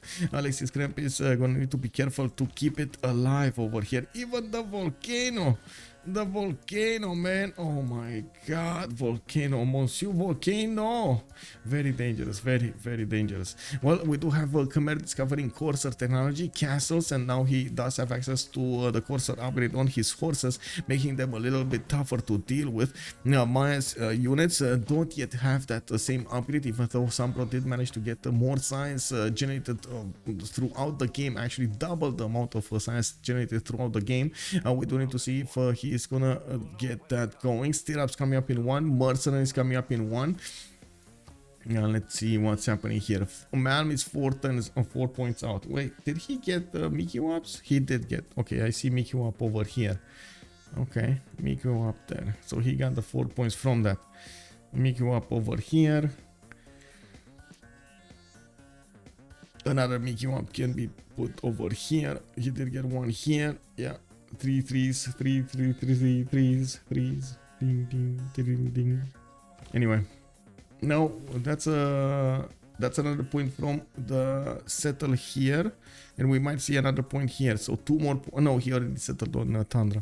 So desert settle over here is gonna give him an extra point. Okay, he's close. You know, it's close. He's trying to get there. Looks like Maya is going to have access to Abu Al-Qasim Al-Zahravi, giving him the healing scientist, the 20 HP healing for the player's units within 1 tile. Not bad, actually. Looks like Cree is also 8 great terminal points at 10. Unless he actually gets a project in, he's not going to get that extra point. We might actually see him trying to levy, trying to soothe a few cities so he can get the points in. I also see at the moment Vilnius is still being kept by CaptainMorgane. Xpli did not manage to put put more envoys in there. Xpli is moving from the south with these swordsmen against the units of Maya to try to put as much pressure there as possible, while I do not see Khmer actually upgrading his military. We do have ALexis Krempp with 67 science and 40 culture at the moment, 113 production, significantly more than Lady 6 guy. He is buying out as many builders as possible at the moment and hard building courses from his cities, while he is going to get the opportunity to buy them out anyway. I think we just got into into the last turn of this golden age. We're going to see what's happening. Malm is gonna get the golden 57-58 right now. He's gonna settle the city on desert, and he's gonna get the golden. Very nice. We do have Chandragupta managing to get over the points, Killayad managing to get over the points. Sambro Dark Age unfortunately still on 5 cities. He's getting bullied very hard by Khmer, and that's a problem. FloppyfloNG also did manage to get his golden. Xpli 52 out of 51, ALexis Krempp 70 out of 65, dISTORIA 60 out of 60. And look how this setup starts to look right now. The city of London is 2-3rd for the ministry with 56 production. Looking at the yield stamp, we do have dISTORIA, the first civilization in the game, getting over 214 production at the moment. Free sim age of steam. That is quite an achievement here happening. Birmingham also did manage to get the bonuses of Pingala. We do have some external trade routes being sent to Persia, not a lot though. He's still having quite a few of them being sent to his cities. He's trying to balance out how much yields he's getting, the gold and or the food or the production. We do have him getting a new wave of settlers over here from Newcastle upon Tyne. Definitely needs for the ministry so he can start acquiring a few more of these diplomatic favor points. Looking at the score screen here, we do have them tied right now. I gotta say there's not much of an advantage in the first wave of votes coming up soon. Now we do need to see also who's gonna try to get the diplo points, what team is gonna try to go for that advantage. There is a possibility for Canada to try to go diplo as well. Later on in the game, actually, Canada can acquire quite a bit of diplo favor from the tourism. If I remember correctly, the Canadian bonus is like what, 1 diplo favor per 1 point, per 100 points of tourism, right? Yeah, there we go. Per turn. You do need a lot of tourism though, and I'm pretty sure he's not getting any tourism right now, or it's very, very low. Let's see, it's 14 tourism. He has like what, 2 wonders, and that's it. Oracle and the Temple of Artemis. I gotta say, he kept Magnus in the city of Ottawa. Never actually got he did get Pingala in Quebec City, which is a bit surprising. Usually the players, when they do build Oracle, they try to min-max it with Pingala. Pingala does have the opportunity to go for a good promotion over here. The Grants promotion, the 100% great people points generated per turn in the city by districts, buildings, pantheons, blah, blah, blah, blah. Splendid armor already made. Yeah. Even though Maya and Khmer both on 5 cities, big population difference doing the work for, big population difference indeed. We do have actually quite a few courses moving up to the north here, and it does look like the matchup between them and the Varus is not that good, even with the generals on both sides. Now we do need to see if he's going to deploy a few of them towards Maya. Maya did manage to get his own castles, and he does have the ability to get some courses as well, upgraded from his horses. And I'm pretty sure he's going to discover export technology soon. Printing coming up in 1. It's quite a difference between them in the total science and of course total text discovered. We're gonna have a pause in like a minute or so, so they can actually vote for the World Congress, and we're gonna come back right after that. Chandragupta, Golden Age, didn't pick a point. Lady Sky, Dark Age, Wilfred Laurier, Pen Russian Voice, Golden Age, 53 and 84, not bad stats. And we do have Pawn Maker, Free Inquiry, Golden Age this time with 88 and 41. FloppyfloNG, 78 and 83 with a Free Inquiry. Golden Age is switched towards that, and of course he's getting his setup done with more of these markets, aqueducts and the industrials between them. He's going to need to set this up in the southern city from Pasargarte as well. Kafron actually never got used towards district. That is a bit unfortunate, I gotta say. We do have also Hungary, Pen Russian Voice. ALexis, Krempp, and Russian voice 69 and 70. Actually, a lot more culture than the 86 guy. Is going to give him the ability to get to nationalism a lot faster, and we do need to see what he's going to use that for.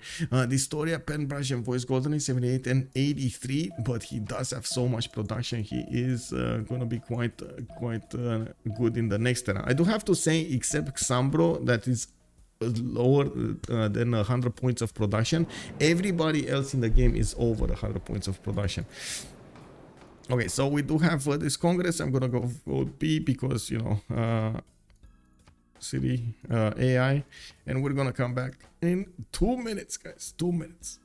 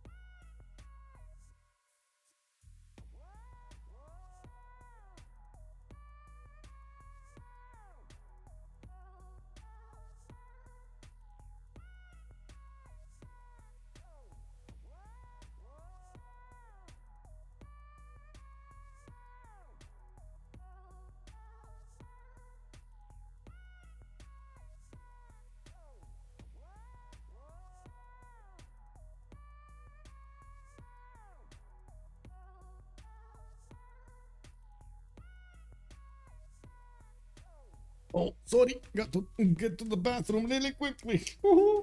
And now it's better. It's good. Relieved. Very nice.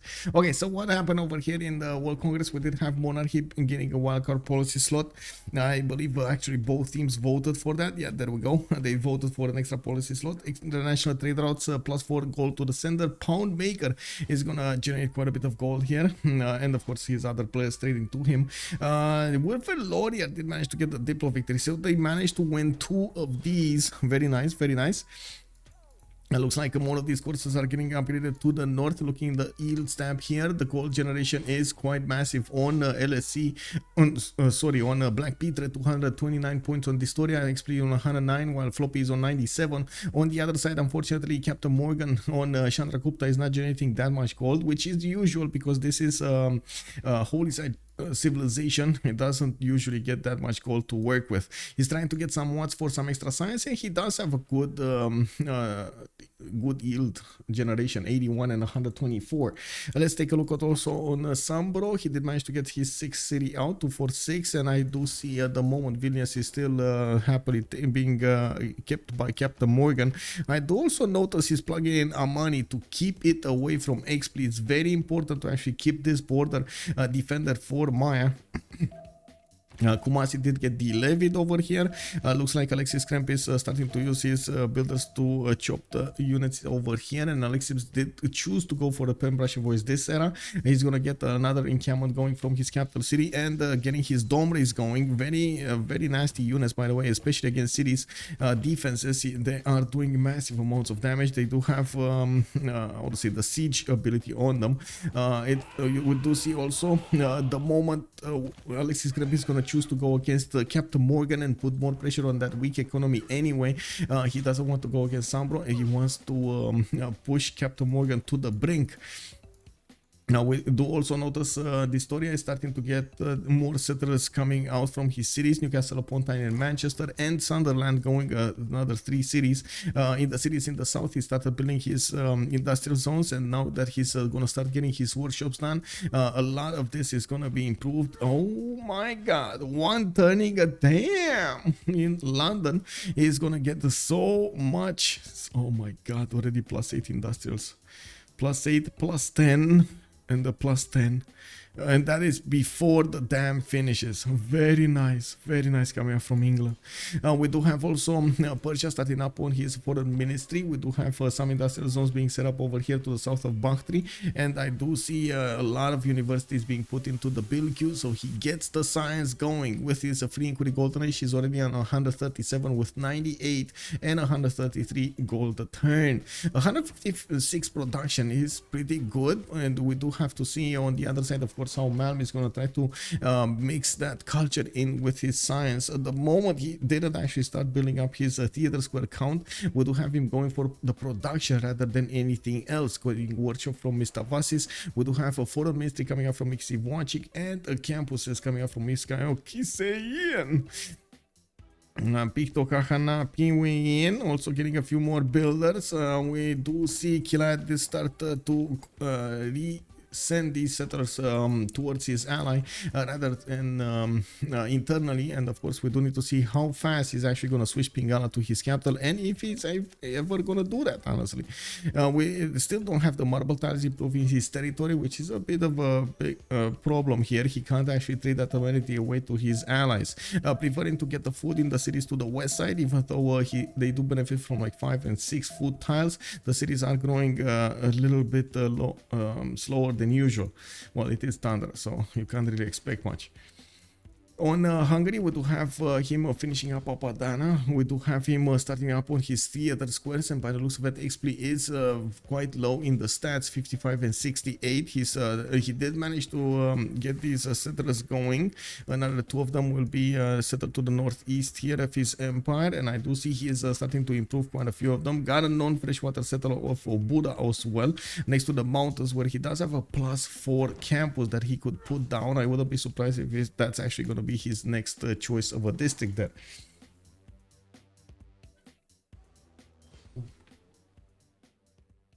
What?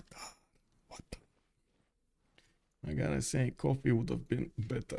Oh, the invasion of Khmer. ALexis Krempp is starting to invade the Indian territory, not really caring. Those Varos are doing quite a bit of damage against his units and applying the -5 against him. He wants to put as much pressure as possible against his opponent here.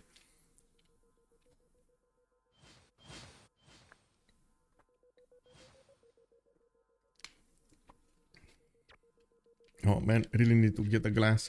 I'm sorry, I'm lazy. And we got what's coming up from Hyderabad, and we do have Governor Lena in that city as well. Looks like quite a few builders available for him to use here. I do believe Chandragupta, well, doesn't have monumentality anymore. We do have him hard building these Varos, even though they do take quite a bit of time to get done. And of course, ALexis Krempp in the meantime is going to chew through the available units in the front line here. Looks like one just popped in Bangalore. He did manage to get Grandmaster Chapel, and of course he's benefiting from 166 faith a turn. He can actually buy quite a few units with the faith generation. We do need to see if Khmer is going to have enough strength to even take out cities over here. I'm pretty sure he's going to need the stronger units to go, and of course some dome rays for good measure if he wants to take out cities. Also, man, Khmer is like the pilot in The Expanse. Here comes the juice, and he charges ahead. Yeah, exactly. Oh my god. Yeah. Project Cisco, good evening, sir. How are you doing? Good evening, good evening.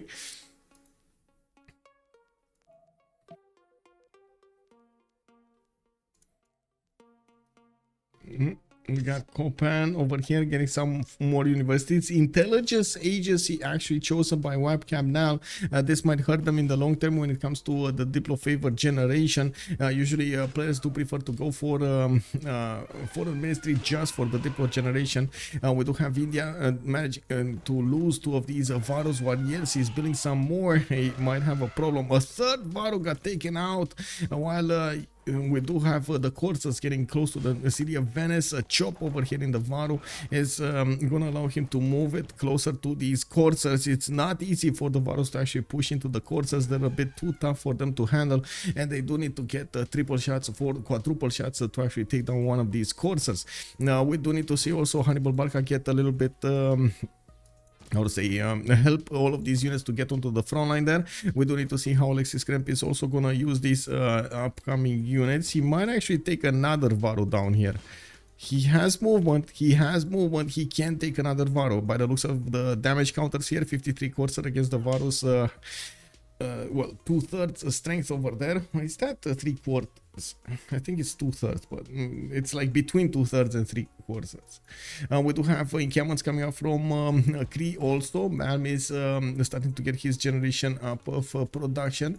He's already on 189 production. Killayad on 185. CaptainMorgane on 166. On the other side, though, ALexis Krempp 147 with 99 faith per turn is amassing a lot of units. Looks like immediately after Sambro did notice he did have less units over here on the eastern side. He's trying to put more pressure on his opponent, and he is gonna encounter Knights of Khmer on the battlefield, which might be a problem. We do need to see more gold being plugged into the cities of ALexis Krempp so he can upgrade these units, these horses into coursers, not to mention get the dome race to start attacking into his opponent.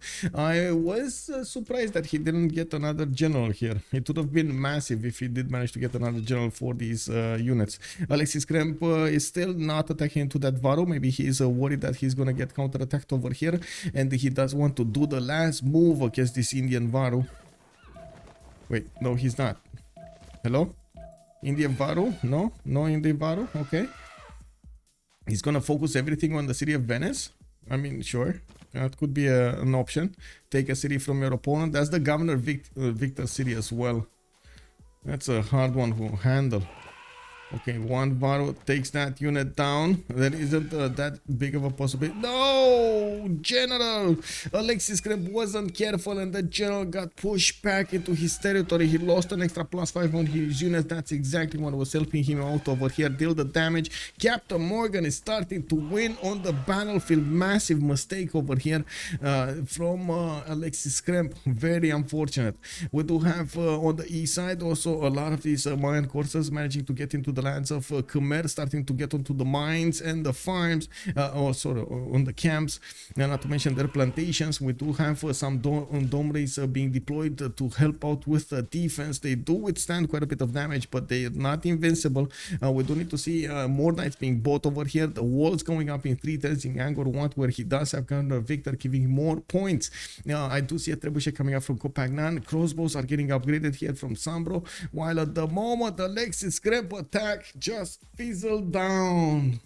Unbelievable how one move changed the tide of war over here. Hannibal Barca did not get through the mountains. I like the way LSE are fighting so much. Yeah, to the fan channel, good evening, sir. I'm good, thank you. Yourself? Pretty good, man. Yeah, you know, enjoying this game. LSE trying out how to say, a new strategy over here. Very nice. BlackPitre is also charging ahead with dISTORIA. I gotta say, dISTORIA is gonna be very, very, very powerful in the next era. 289 production at the moment coming up from dISTORIA. Only 100 science and 97 culture. We do have a Floppy on 156 and 100. One on the other side, Malm is 164, but he is in actually both of them, both Floppy and Malm are in a free inquiry golden age.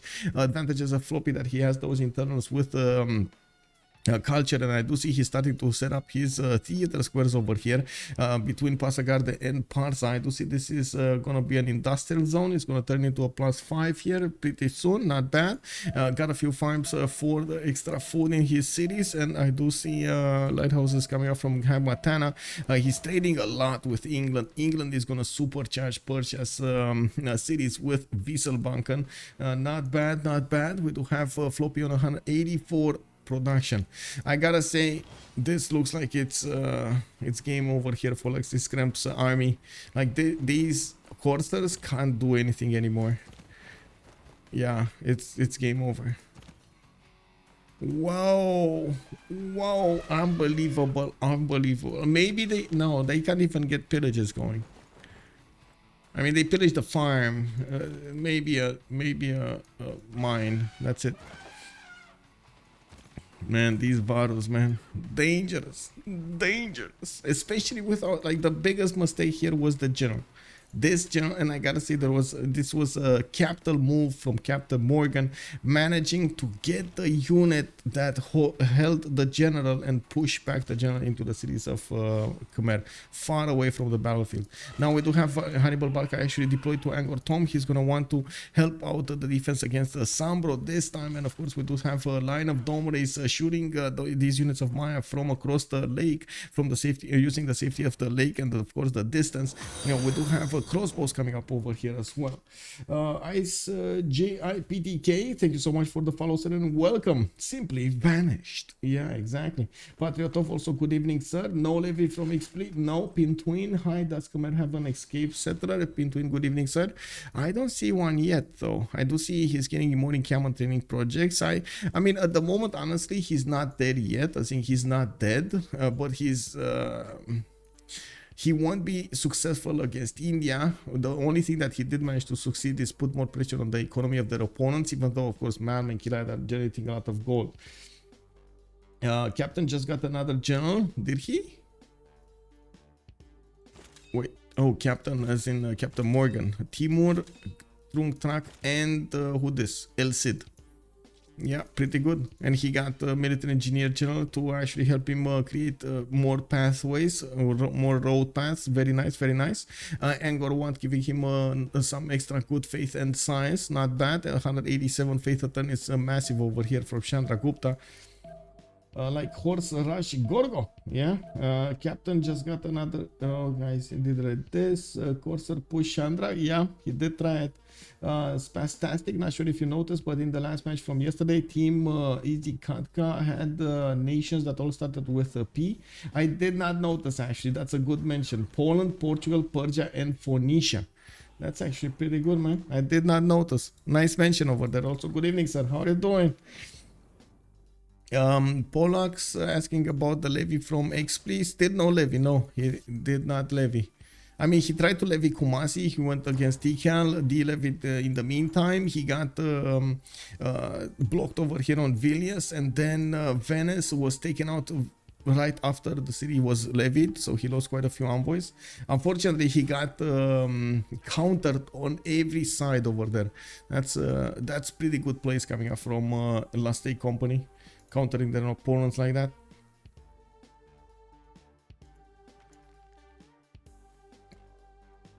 I like noticing that. It was fun. Not sure if they had did that intentionally. Yeah, I mean, that's a good question for them, honestly. That's a good question for them.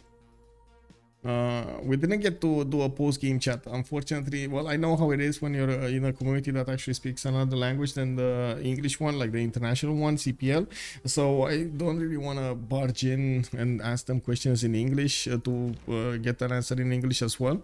They're usually much more excited, how to say, comfortable to talk in their own language. And yeah, I mean, that's the reason I actually try to get some French going, so I can understand more and more.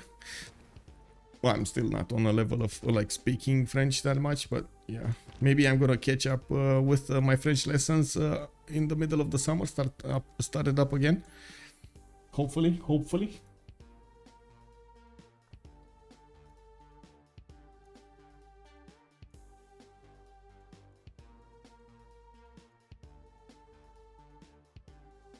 It does look like also Sambro is going to have a hard time pushing through Angkor Wat's defenses, especially right now that we do have more knights being deployed over there and those Domrays on the west side. And we do need to see if he's going to buy another unit in Angkor Wat, and if it is going to be a crossbow there, he does need more tougher units to attack into these courses and attack them from afar. Now, ALexis Krempp did manage to stay quite okay in the stats with 79 and 72. He does also benefit from 134 production, but I find it unlikely that he's going to outproduce both nations at the same time. Now he does need some help over here, and the thing that he did manage to Irel Maya. That's very important. Sambro is only on 78 science with 28 culture. He could have been so big, especially with the land he had. So he still did very well towards his teammates over here with that ability. I don't see more nice being bought over here in Angkor Thom. We might actually see them. There we go. Buy another by another crossbow, which as you can see can deal quite a bit of damage against even level 2 coursers. They might actually take down this courser. Yeah, he will take down this courser. He just needs to be fast on it. How did it? Oh my god, he survived with 3 out of 100. Oh my god. Honestly, I would have thought that's done. La Petite Fumée, you can ask us much question as you want, as you're a great caster. Though, thank you so much, sir. They will improve their English to give you the details you need. Merci beaucoup, monsieur. Merci beaucoup. T. Elliot 7964, good evening, sir. And yes, England production, man, 347, just jumping high. Yeah, of course, dISTORIA, I gotta say, is a legendary simmer, and one of the best players from the CivFR community. We've seen him casting quite a few games of his own, and of course of others. So he is I would say very experienced in all of these and sharing the knowledge. He did manage to get Mausoleum at Harikadasos. He's going to start recruiting these great engineers. Already going to get this one. I guess he did pass on this one. He wants to give it to Cree or something. Anyway, we do have aqueducts coming up from FloppyfloNG in the south. And finally, he's getting some access to these industrial zones. Getting some amphitheaters going for the extra culture. Floppy is on 172 science and 106 culture. I do have to point out at the moment the science numbers don't look amazing, but they are getting higher and higher. Canada also started up his university count, and I do see he's getting his production capabilities up. Never actually focused on the culture, even though I do have to stress this again. Canada is more of a late game bloomer when it comes to the tourism generation, and that is probably what he's going to favor doing. Now, I'm still very curious why he did not improve the marble tile, for example, in his capital, or even the other amenities. Maybe he actually has marble tiles all over the other territory over there. It's a book. Before being a music group, he had the same idea than me, but I was first. Aha, very nice. La Petite Fumée, where did you get the name from? Is that from the music group or a coincidence? Ah, you snatched it. First move, the name. It is what it is, man. Theater Squad is coming up from Victoria here in the western cities. His as you can see, his cities are converting to his allies' religion. Not that bad, but not good either. We're gonna need to see if he's gonna get a religion of his own. He's gonna need a decent amount of face generation if he wants to go for those later on parks. We do have Khmer managing to win the war against, well, managed to push back the Mayan units a little bit. I'm not sure if he won the war yet. We do have all of those Indian Varus coming in towards Angkor Thom. Walls are getting up, and we do see some spearmen are getting bought over here. ALexis Krempp is buying as many as possible, and he's probably going towards, there we go, military tactics, so he can actually upgrade these into pikemen. They should be tough enough to deal with the Varus encroaching on their territory. There are some trebuchets also coming in with the armies of India. That was one of the mistakes that Khmer made. He never actually got dome race with his army composition, so he didn't manage to deal the damage against the walls of Venice or Jabalpur, or I should say the city defenses of Venice or Jabalpur. Yeah, we might actually see India try to deploy a few units towards the west one. He needs fast ones like horses, like these knights, to try to get into the cities of England and manage to force him to build a few units here. I do see England is starting up on his shipyard production, which is going to help him out, give quite a few bonuses to these cities. I do have to point out he's already 356 production. This is pre-shipyards. This is going to be massive in the next part of the game. He's also making 289 gold a turn, and I do see Xpli on 177, Floppy is on 177 as well, while on the other side Killayad and Malm are generating the gold. Both CaptainMorgane and Sambro are very low in the gold per turn. We do have more libraries coming up here from India. He is trying to max this, by the way. He's trying to get out of the negative gold he's in with the markets coming up from Hyderabad. That is going to be a plus 5 over here to the west of that city center, and We do need to see if he's going to get to the next population level with the other cities and try to put a few more. Very important to get the drop on Khmer over here, even though Khmer is going to be a very tough nut to crack. Usually you can't really take it out at the beginning of the game unless you do manage to find the weakness and push into it. Well, somebody actually needs to create that weakness. Where did Magnus go for Canada? Pingala still not in Ottawa. Oh my god. Oh wow. Oh wow. Yeah, I don't know. Where is Magnus?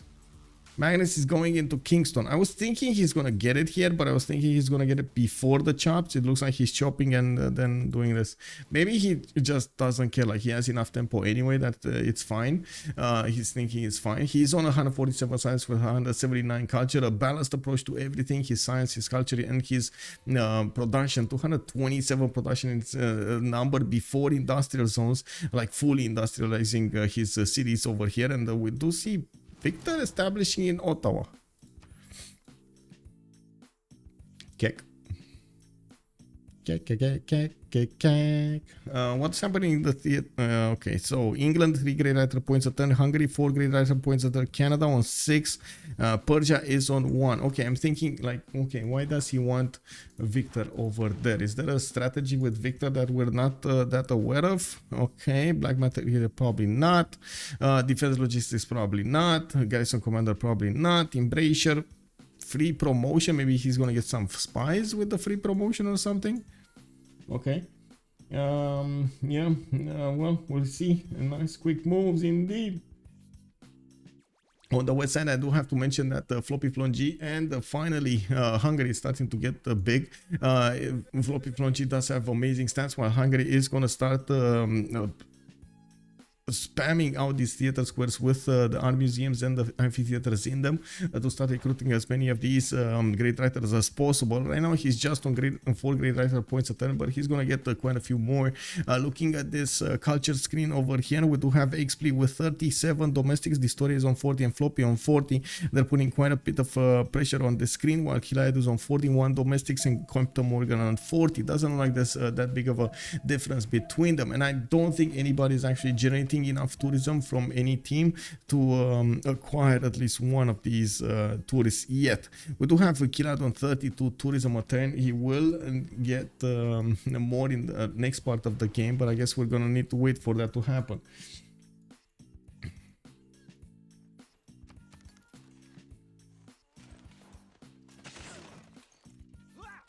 Okay, some counterattacks happening over here from ALexis Krempp, trying to dwindle the number of the crossbows coming up from Maya against him, and it does look like maybe one of his knights will get pushed back. I do have to mention this is not only Governor Victor City, he also benefits from Defender of the Faith, so these knights are 70 defense units, and the courses are only attacking with 63, and of course Maya does benefit from quite a few of these crossbows to attack from afar. We do need to see if also the Varus have been stopped entirely. It looks like the trebuchets will need a bit of time to position themselves to attack into that encampment if they can. Actually, the volcano exploded again in Angkor Thom, damaging the city's defenses but not the walls, and by the looks of it we do have walls of course in this encampment. It's gonna get to shoot the trebuchet. Okay, we do have the Varus dying against these pikemen. Very nice defense put up over here by ALexis. Very quick moves, reaction to the counterattack of his opponent. He's not gonna let him push through his cities. And now we do see that ALexis Krempp never actually wanted to fight in the dirt here in the floodball terrains of the western side of his borders, where India might actually try to get in, having the benefits of more open land for his units to go through. Now we do have 9 months until the Renaissance era, and by the looks of it, Cree is starting to get an entertainment complex over here. We might see him try to go for Colosseum, which I mean, I guess it's gonna be a big one if he does manage to put it on the main style here. I gotta say, if he does put it there, he might actually disturb this Mickey Wap. He's gonna lose a foot point there. Not ideal, but I guess you know, you got to do what you gotta do when you put Colosseum. Getting some shipyards also for extra production production. Malm is on 225 science, 73 culture. A lot of his science generation is coming from his harbors and his commercials. He does also have 246 production, which is going to be ramped up by these shipyards. Even got Moscow in the face of his opponents. And look at that, man. No respect over here from Malm. I think he was laughing so hard when he got this city. I gotta say, he was laughing probably so hard when he got this city. He was like, oh, look, I can get a city in your face and you can't do anything about it, man. Well, we do have dISTORIA managing to get the city to the east side, where of course India is gonna get stopped between the rivers and the mountains. I do see dISTORIA is gonna get a few horses to the east and new settlers over there. Bisheng, the great engineer, is moving from one city to the other. We do have an entertainment complex coming up from Manchester also, and he might try to get his own a Colosseum over here. We might see a race happening between the two nations, between Cree and dISTORIA. In the great engineer screen, England did pass James of St. George, which might be a Cree or a Canadian one. Maybe Persia is going to pick it up. Somebody needs to open up these great engineers, so England does manage to get that the one that actually gives you more production, Isodor or Filippo, something like that. I'm not sure if Imhotep got taken. I don't think so. I did not see Imhotep. No. Anyway, 13 tons for Statue of Liberty to be built here by Floppy. I believe actually we did have Canada getting those points, if I'm not mistaken, from the first wave of votes. Diplo favor, two diplomatic points did get plugged into Canada. Taking Statue of Liberty away from him is going to be very important. We don't actually have at the moment Killayad prioritizing getting that Statue of Liberty, and by the looks of it, Killayad is at the moment 188 culture. In the tech side, he is going colonialism, industrialization coming up in 2 turns. He is still working on his science and his theater squares. From what I can see, a good culture boost coming up from these ice hockey rings, which is he does have a lot of Tranda around, so he gets the maximum amount of culture from each of these tiles. Now, I do see him putting Mahabodhi Temple in Ottawa, so he's going to get 2 more points from that one. And he did actually build he did actually establish a religion in his empire, Jesuit education with sacred places. Yeah, we do need to see how he's going to push back the dominant religion of his ally, because it did free spread into his cities for quite some time now. It does look like India started coring up his Varus, and these guys are going to be much stronger than the normal ones. Let's actually see. The pikeman doesn't actually have the ability to attack into the Varus, and the Varus, well, actually can attack into the encampment. The Indian trebuchet did get put on the hill over here, so it can actually shoot against the encampment's defenses, and you do see that slowly the walls are being taken down. Another Indian trebuchet corps is coming up from Jabalpur, and of course CaptainMorgane did use that military engineer to create a pathway towards the front line, so he can faster resupply all of his units here. Actually, the engineer should move back and create another connection towards Venice. I gotta say, Venice and this mine over here would be prime roads. Prime. Well, we do have a statue of Zeus coming up from Yasudharapura. It looks like, yeah, the war has been won over here by Khmer on the eastern side. Maya could not manage to pressure Angkor Wat enough, and by the looks of it, Anshan is starting to get his process going in the south. We do have Hannibal Barca moved towards Angkor Thom in the capital city, so he can give the bonuses towards this pikeman. It still doesn't look like he's going to manage to defend his territory properly, especially without ranged units. That's what he's lacking over here. No crossbows, no massive amount of crossbows helping on Jayavarman the 7th to deal the damage back against these Varus. Now, next turn, metal casting is going to come online here, which will allow him to upgrade pike shots, much stronger units of the anti-cav strength, and we'll need to see if they will have enough strength to attack into their opponents properly. More gold being generated here by Xpli, 232 gold a turn at the moment by Hungary. He did pick up James of St. George, and bam, Imhotep and Isodor being recruited by Age of Steam. dISTORIA is gonna get both of them, and let's actually see what he's gonna do. You see, did he just chop out or bought the arena or built like one-turned it? Oh my god, one-turning factories.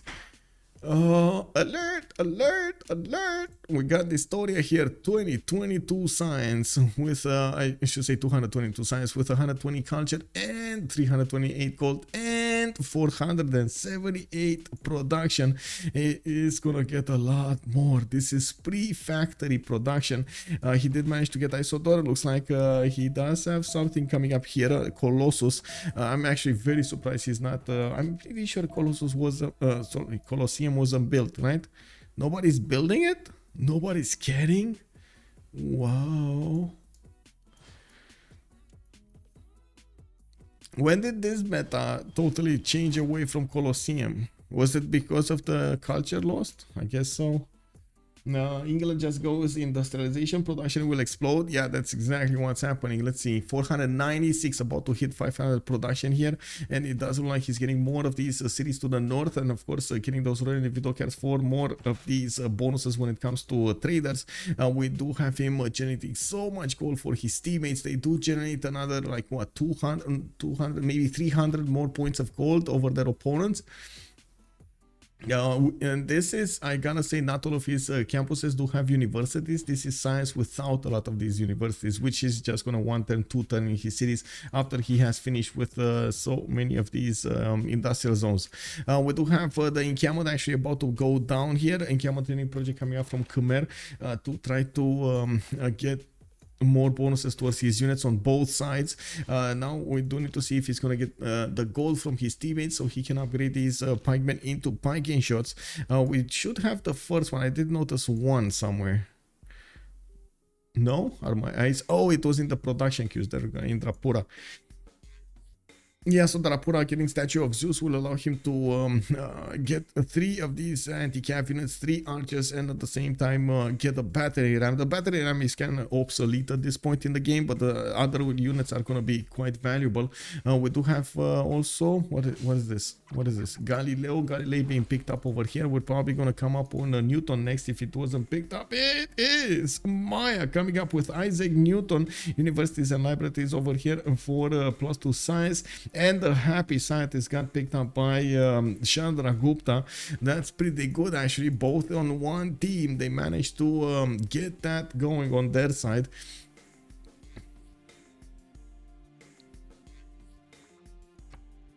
I do want to mention for some, actually we were thinking that CaptainMorgane is actually going to come out of that negative gold range. It looks like he went more into that negative gold range, minus 25 gold at turn, beginning to plug in Reina in the city of Venice. He didn't actually move it from Hyderabad to Venice, so maybe that is a bit of a problem that he's going to need to get back. We do have Sambro managing to get over 100 science while also matching the science output of ALexis Krempp on 114 both. Of course, ALexis Krempp does have double the amount of, more than double the amount of culture on his side, and he's well, minus 22 gold.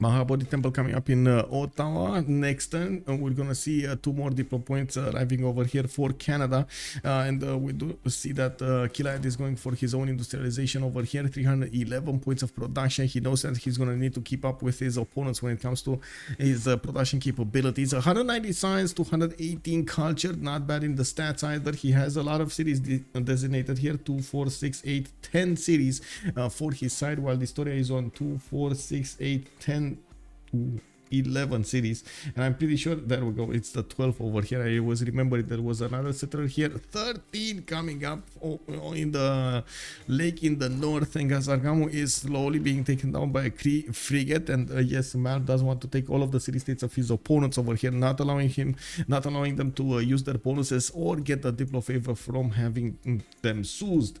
Now we still don't see, oh, finally Colosseum. 2-turning Colosseum like a boss. Look at that. Manchester is gonna 2-turn it. Very nice, very nice. You don't even need to you know, use emoted for that, because why not? Theater Square coming up also in Birmingham in 2 turns. That's only going to be a +2, but still that's going to be extra culture for him when he's going to get the amphitheaters and art museums into them. I do see Floppy is putting down a few of these archaeological museums here and started building a Mahad body. He wanted to deny this. I don't think he has a chance because next turn is going to finish here in Ottawa, and it doesn't look like he has enough jobs to one turn it. We did have them benefiting from Hattusa, and you do see that finally Killayad did notice Hattusa. Very good moves, by the way, discovering the city state, the pocket CS of their opponents. Actually, FloppyfloNG did a supercharge. Oh my god, he got 28 in there with a money doubler. He does definitely want to keep Hattusa for themselves.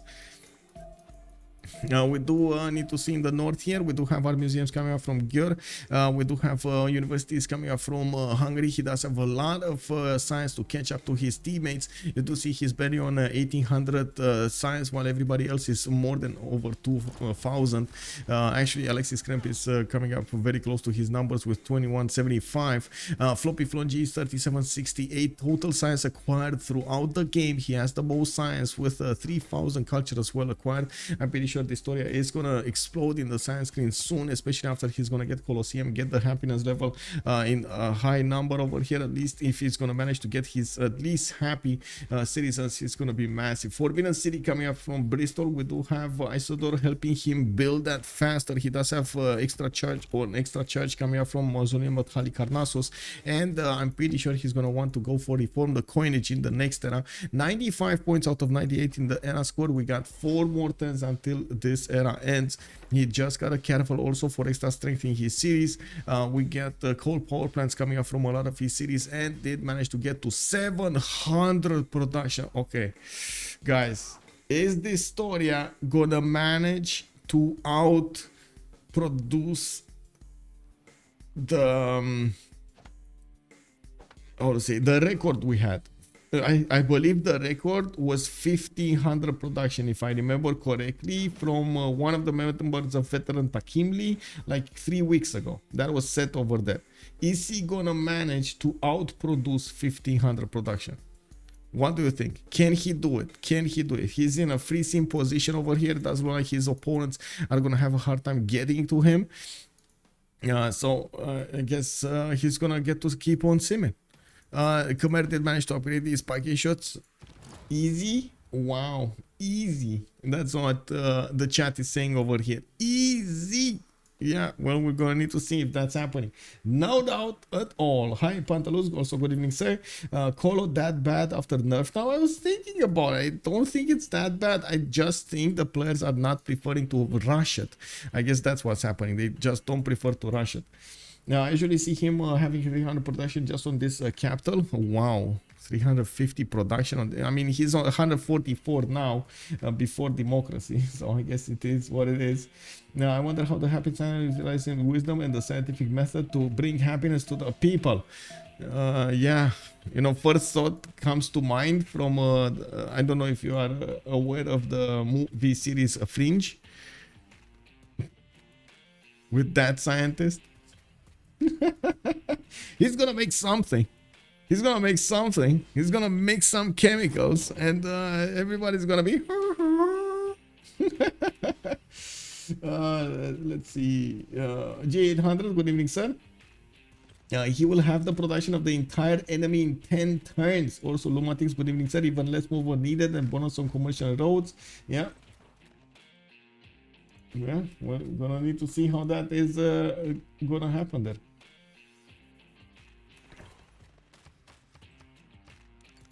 Oh, actually, Statue of Zeus is... Wait, he never built it? Oh, actually, okay. I guess he moved away and then started building it again. 1 turn away from finishing in Yasudarapura. He's gonna get those free units, and by the looks of it, he is starting to poke back against the Indian units from the north. And those units are getting some promotions and getting the points back. The field cannon corps are gonna manage to chew through the defenses of ALexis Krempp, and this might be a problem. We might actually need to see a settler being bought over here in Yasudarapura and being sent to the west side so he can stay in the safety of the English nation. Well, Casa de Constatación got put down somewhere, I don't know where. Let's see, Menashki Temple. Let's actually see what's happening in the era score here. 3 turns. We got Sambro, 6 points out. Killayad, 6 points out. Malm, well, way down under. He's probably not gonna have a golden here. Floppy, way down under. Xpli, not gonna happen. ALexis, not gonna happen. dISTORIA managed to get it. 99 points out of 99. Got his Colosseum. Casa Constatacion coming up in London. I do have to point out he only has 1, 2, 3 cities on another continent, and he doesn't have a governor in either of them, but getting Casa de Constatacion does give you 3 governor points anyway. We do have more coal power plants started up from him. You do see the 756 production at the moment. He did get these cities to a happy level, getting the extra bonuses from that happiness in his territory. We got a few Hungarian units being levied from Engazargamo. It does look like they're starting to shoot back against the Cree nation, against the Cree frigate over here from the north. I do see Hungary is also leaving Mexico City. He still never got Vilnius. A bit of an unfortunate event over here. His opponent, CaptainMorgane, did manage to outmaneuver him in that sense. I do also want to say by the composition of this military from India and the military of ALexis Krempp, I believe it is going to be a significant advantage on India over the Khmerian nation. We're going to need to see how fast he's going to need to move these units. You can see they do have 3 movement over here.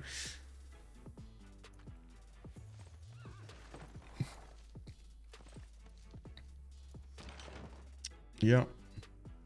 I also noticed CaptainMorgane is using the military engineer to create the pathways and allow the field cannons to get into positions that are high enough in height, of course, to actually attack into the units of Khmer and manage to take them down. The Varus cannot attack at all against the piking shots, so there needs to be another unit that gets to push into these. It's just they die. They can withstand the piking shot attacks, they cannot attack into them.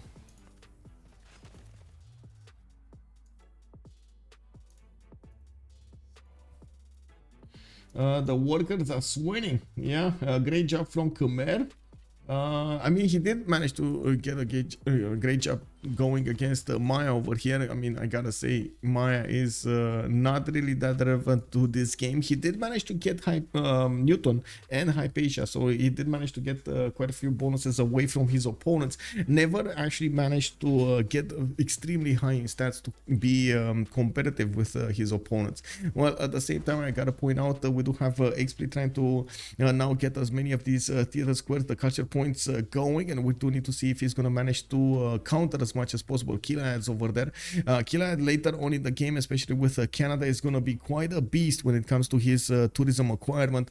Although we do need to see if there's going to be any kind of attack going against him, and if we're going to see nukes, if we're going to see something coming out from Age of Steam Empire over here from England to try to take that culture victory down.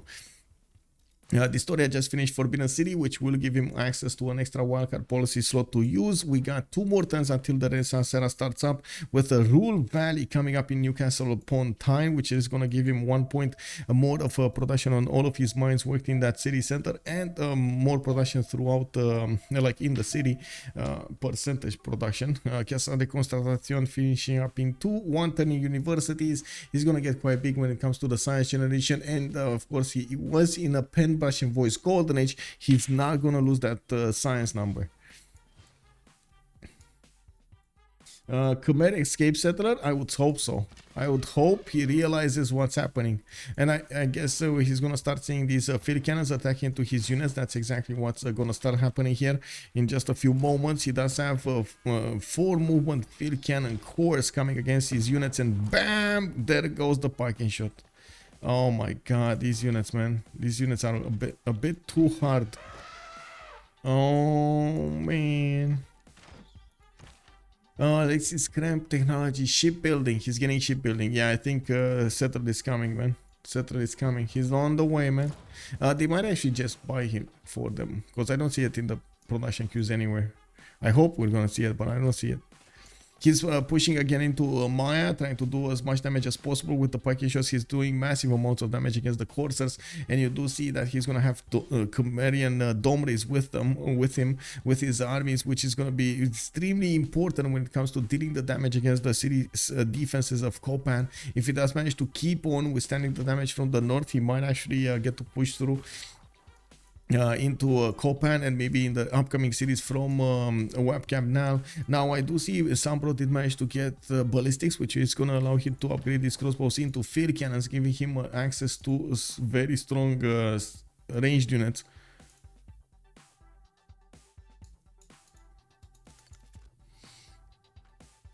Let's see what's going on here. Okay, encampments, more shipyards, production capabilities, 925. Well, he's not there yet. He's not actually getting as much production as everybody else from his opponents, but he's getting there. He is getting there. Oxford University coming up in 5, and I gotta mention this. If this was a different map, as in if Age of Empire was actually on the front line, I believe there was a totally different result over here. Like Age of Empire free simming somewhere in a corner is extremely dangerous. Age of Empire in Age of Steam, sorry, in the front line, it's kind of weak, especially like against the Chandragupta, you know, like a Persia, something like that. It's kind of weak. I think that there was both sides did say, okay, we gotta go through this map. We got a victory condition probably on Canada. We on the other side, the Age of Steam did see dISTORIA did see that, okay, we're kind of safe over here. We got mountains between us and them, so we can actually freeze him. Persia is fine being next to me. I'm gonna supercharge him. He's gonna try to help him out. Hungary was far away from his opponents. He could apply that power against his opponents with the city-states. He got countered. Yes, I gotta say, he got outmaneuvered over there with the levies, but still did manage to do quite a bit of damage. Now we do need to see in the upcoming game, in the upcoming stage of the game, if they do manage to get the points to overwhelm Age of Steam here in the Diplo victory screen or culture victory. I do have to mention at the moment Canada is still a bit far away from both of those options, and Age of Steam is also going to need to figure out how he can push into his opponents properly and get the strategy going. Maybe we're gonna see GDRs, maybe we're gonna see nukes, maybe we're gonna see jet bombers. There are a lot of strategies that he could choose from. He has to choose the best one for this particular game. Or maybe a mix of them. That also can happen. So we popped into the next era in 1 minute. We're going to have a pause of 2 minutes because we're going to have the World Congress. We do need to see who's going to manage to get the Diplo victory going. It looks like there are significantly more points on a BlackPitre when it comes to these Diplo points. 274, 291, 181 and 256 on one side, while on the other 179, 147, 241 and 206. It doesn't look like Killayad is going to get this +2 Diplo points, which is going to be quite a problem. He's going to lose Statue of Liberty as well in 3 turns. He's going to finish in the city of Persia, while he never even he did start it up on Kingston, but he never actually used his governor Magnus to chop it out. He only by the time Magnus got into that city and he started up building Statue of Liberty, all of those chops were gone.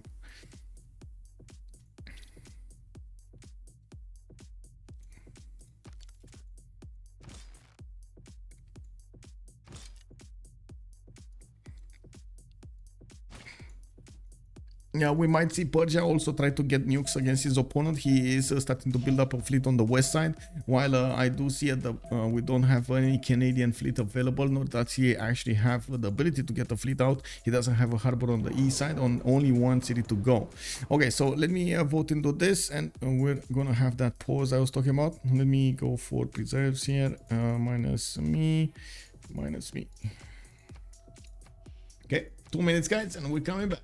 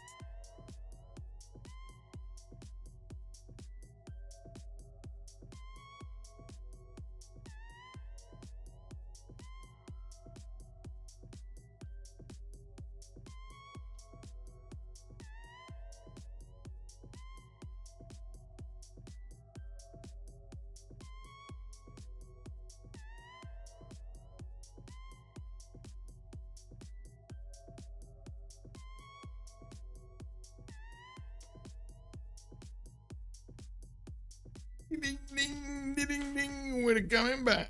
Let's actually see how there's going to be a massive fleet being formed over here with some battleships and some submarines coming up from Floppy. It looks like Floppy is sending a few units to discover the coast to the west side. And finally, Venus got taken over. The Hungarian Empire did manage to push back the army of his opponent and is starting to move that army towards the front line. We do need to see if he's going to get to the cities of Maya. You can see Maya did manage to upgrade a few field cannons here, but they are in the south. And we do need to see if these dome raids are going to manage to deal enough damage against the cities. Of course, the Mayan units will probably make quick work of the dome raids if they get close enough. The defenses have been breached in the city of Angkor Thom. Now these Varus are moving forward with the help of the field cannon corps and these trebuchets. With the help of the military engineer, he's gonna get the path as well. He got countered over here on the southwestern side. ALexis Krempp did manage to get a few courses there, but the Indian Knight was there. He got the eyes on his opponent. Looking at the yields tab here, we do have Killayad over 200 science, Malm over 200 science. On the other side, only dISTORIA is over 200 with actually 315 science. We do need to see FloppyfloNG and Xpli get to that number. And of course, we do need to see how Floppy is going to try to get this Diplo in his hands. A Statue of Liberty coming up in 2 turns. Potala Palace coming up from Pasargade. How did this happen? 2 more Diplo points on Wilfred Laurier. He got 3 more points in his empire. Trade policy. Oh, I see what happened. They wanted to give more trade to Victoria. That's what happened. No buildings in the encampment. This is going to be quite a problem when it comes to generating those military economies and generating the oil per turn. That's going to be an issue here. Very big issue. We do need to see. Never mind. We're actually going to have a pause of 5 minutes for bio. Okay, sure. Another pause. Okay, sure.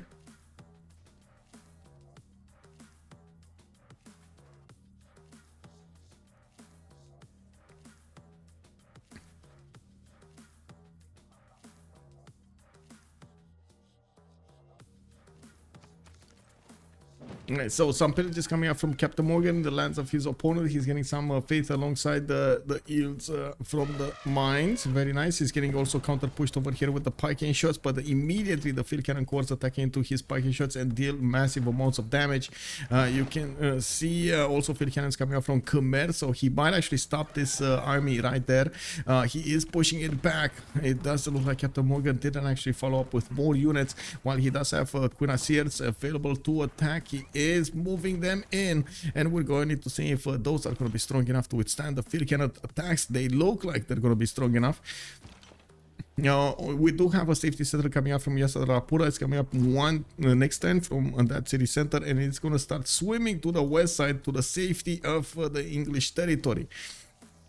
Rule Valley finishing up next turn here in Newcastle upon Tyne. In the depot screen, we do have Killayad on 10 out of 20 diplo points, while FloppyfloNG does 33 out of 20, but he is going to finish Statue of Liberty next turn. Potala Palace in 4 turns, and of course just going to get the 4 points out of that. Not bad. Okay, there we go. He just finished it. He didn't want to actually give any kind of chance, so Canada finishes it. There we go. Oxford University got put down in Kingston.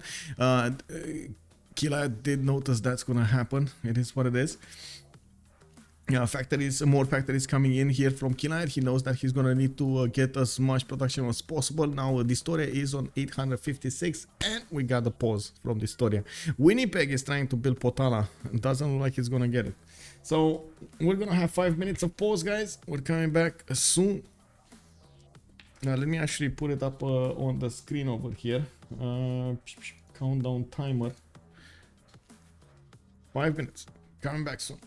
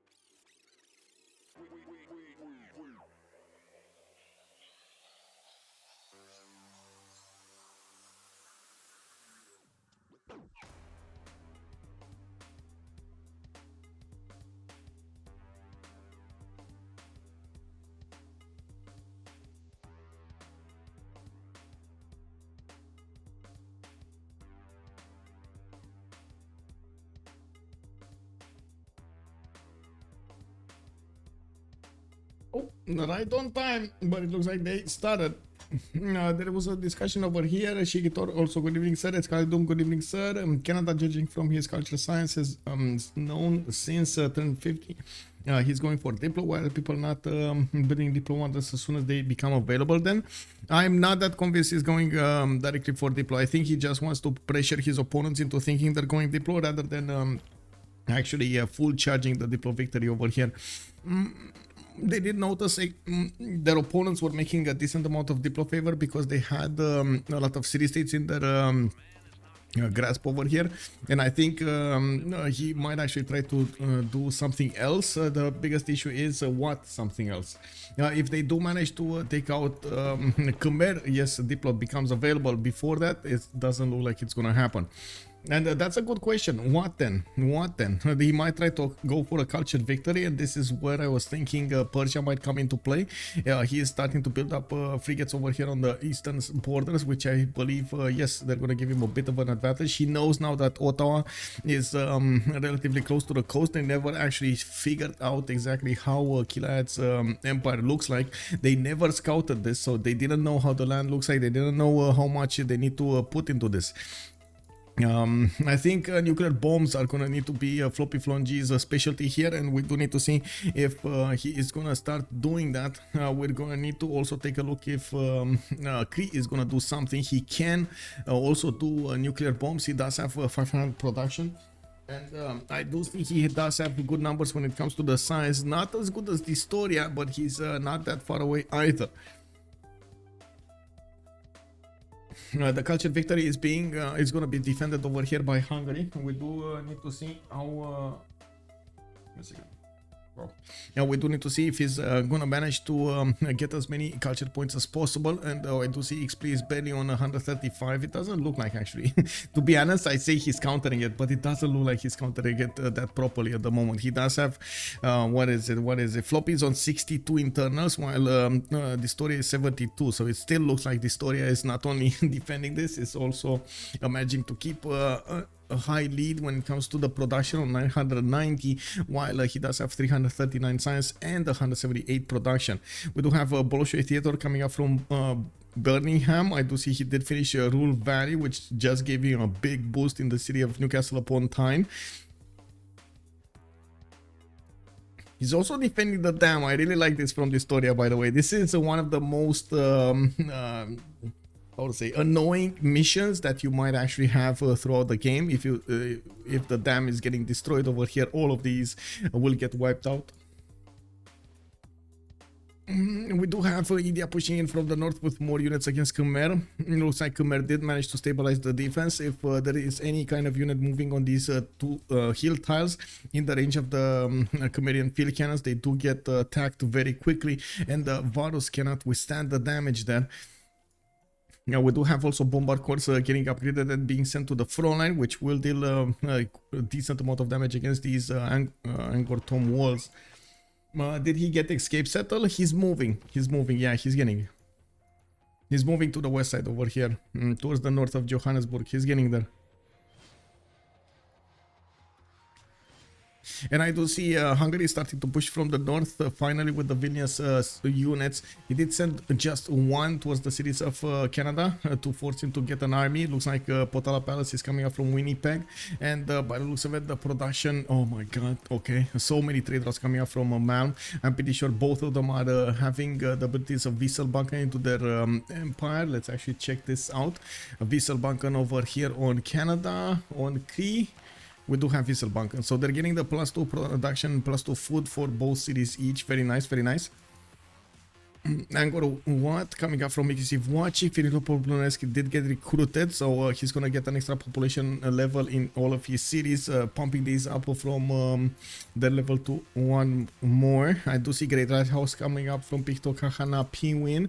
Malm is gonna try to get the next Golden Age.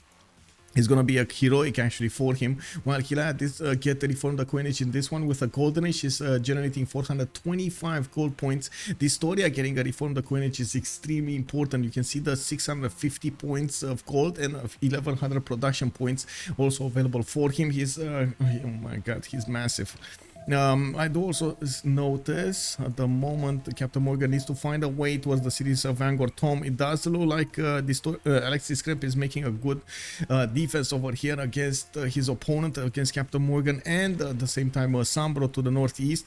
Sambro is quite busy at the moment to the north to actually defend against these Hungarian units, while Vilnius did not build a lot of them. He did manage to get a few of these musketemen upgraded. Not bad. He's getting some pillages off. Fabio's good evening, sir. And then Pod is saying 10,000, 77 production on England. Yeah, bro. Well, look at those numbers now. 1,200, 1,300 production for dISTORIA. Oh my god. Okay. Is he gonna get the record, man? Is he gonna get the record? That's what I want to know. More of these factories are coming up on the northwestern cities. Southeastern cities are also gonna need to build the workshops and the factories in them. And you do see how he's using his aqueducts to push as much adjacency towards those industrials as possible. Planes are coming up from Newcastle upon Tyne, getting one turned over here. Biplanes are coming out. Very nice, very nice. He outproduced the entire team. Wait, he did? Oh, wait a second, it's 1,000 over here. Almost. Oh yeah, no, never mind, he did get it. 1,384, never mind, he just did it. Yeah, he's outproducing all of his opponents' empires here. We do have Cree with this frigate armada trying to get into Gazargamu. He's gonna need to chew through these knights to actually get there, and it does look like Hungary is helping out the defense on that city center. It does look like they do have a hard time actually figuring out exactly how to go against their opponents and get the win here. Killayad is gonna build a zoo. It looks like he did finish mechanizing temple to the north, getting another settler here, and of course on the coast of Persia we start seeing more and more boats coming up. These Squadrons are getting pushed out of his city centers. He's gonna try to get a few battleship armadas to push into the Canadian land. Their strategies, well, with their shells, I do see Charlottetown is in danger, but no other city can be reached. Ottawa is 5 turns away from the coast, so he cannot shoot against that. While of course we do need to see if he's gonna get nuclear bombs. I do see in the tech side FloppyfloNG is going refining to discover the battleship technology, and I'm pretty sure he did get industrialization because I do see the factories coming online here. He does have 500 production, 261, 138 culture. I gotta say, with these stats, it's gonna take quite a bit of time to go for combined arms nuclear fission, in which you do need actually advanced ballistics as well. It's gonna take a long time for him to discover all of these technologies. They're not easy ones to reach. Yeah, I also want to mention on England, we do need to see him clicking on labs. He's going for economics at 1 turn, so yeah, he did click on labs to get that to get those labs in. He does need to get a lot more science if he actually wants to be competitive in the next part of the game, even though his opponents are not on his same science level. I'm pretty sure he wants to be a lot more. He looks like he's managing to catch up to Malm science, 6,000 science over here. dISTORIA is on 5,900 I should say. Floppy is also 5778. He did drop down recently in his science numbers because he lost his free inquiry golden age. Now he is going to get new campuses going, and I do see he's building up the libraries in them, and of course he's going to get the universities in them as well. Now we do have some encampments coming out. I do have to point out, since they did take out the ability of the players to build the buildings in the encampments, that is going to slow down everything when it comes to any kind of military attack, when it comes to land-based units like helicopters, like tanks, like artilleries.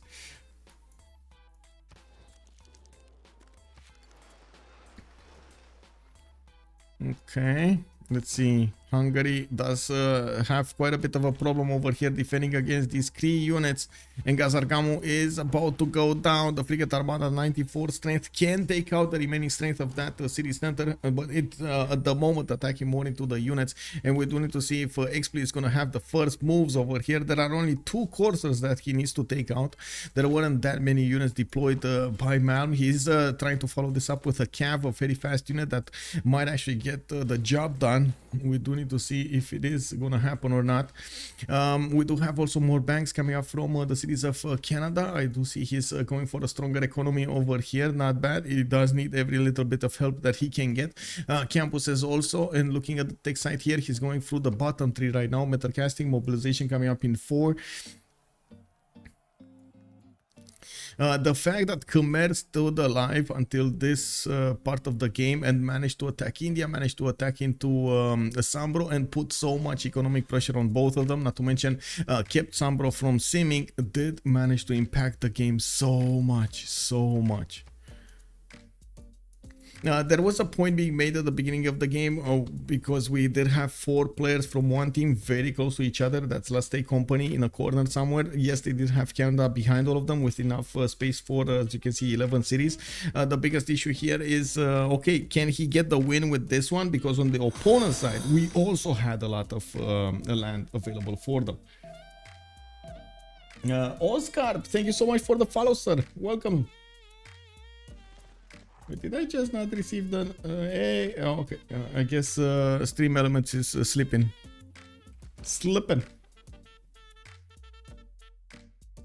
It is what it is, man. It is what it is.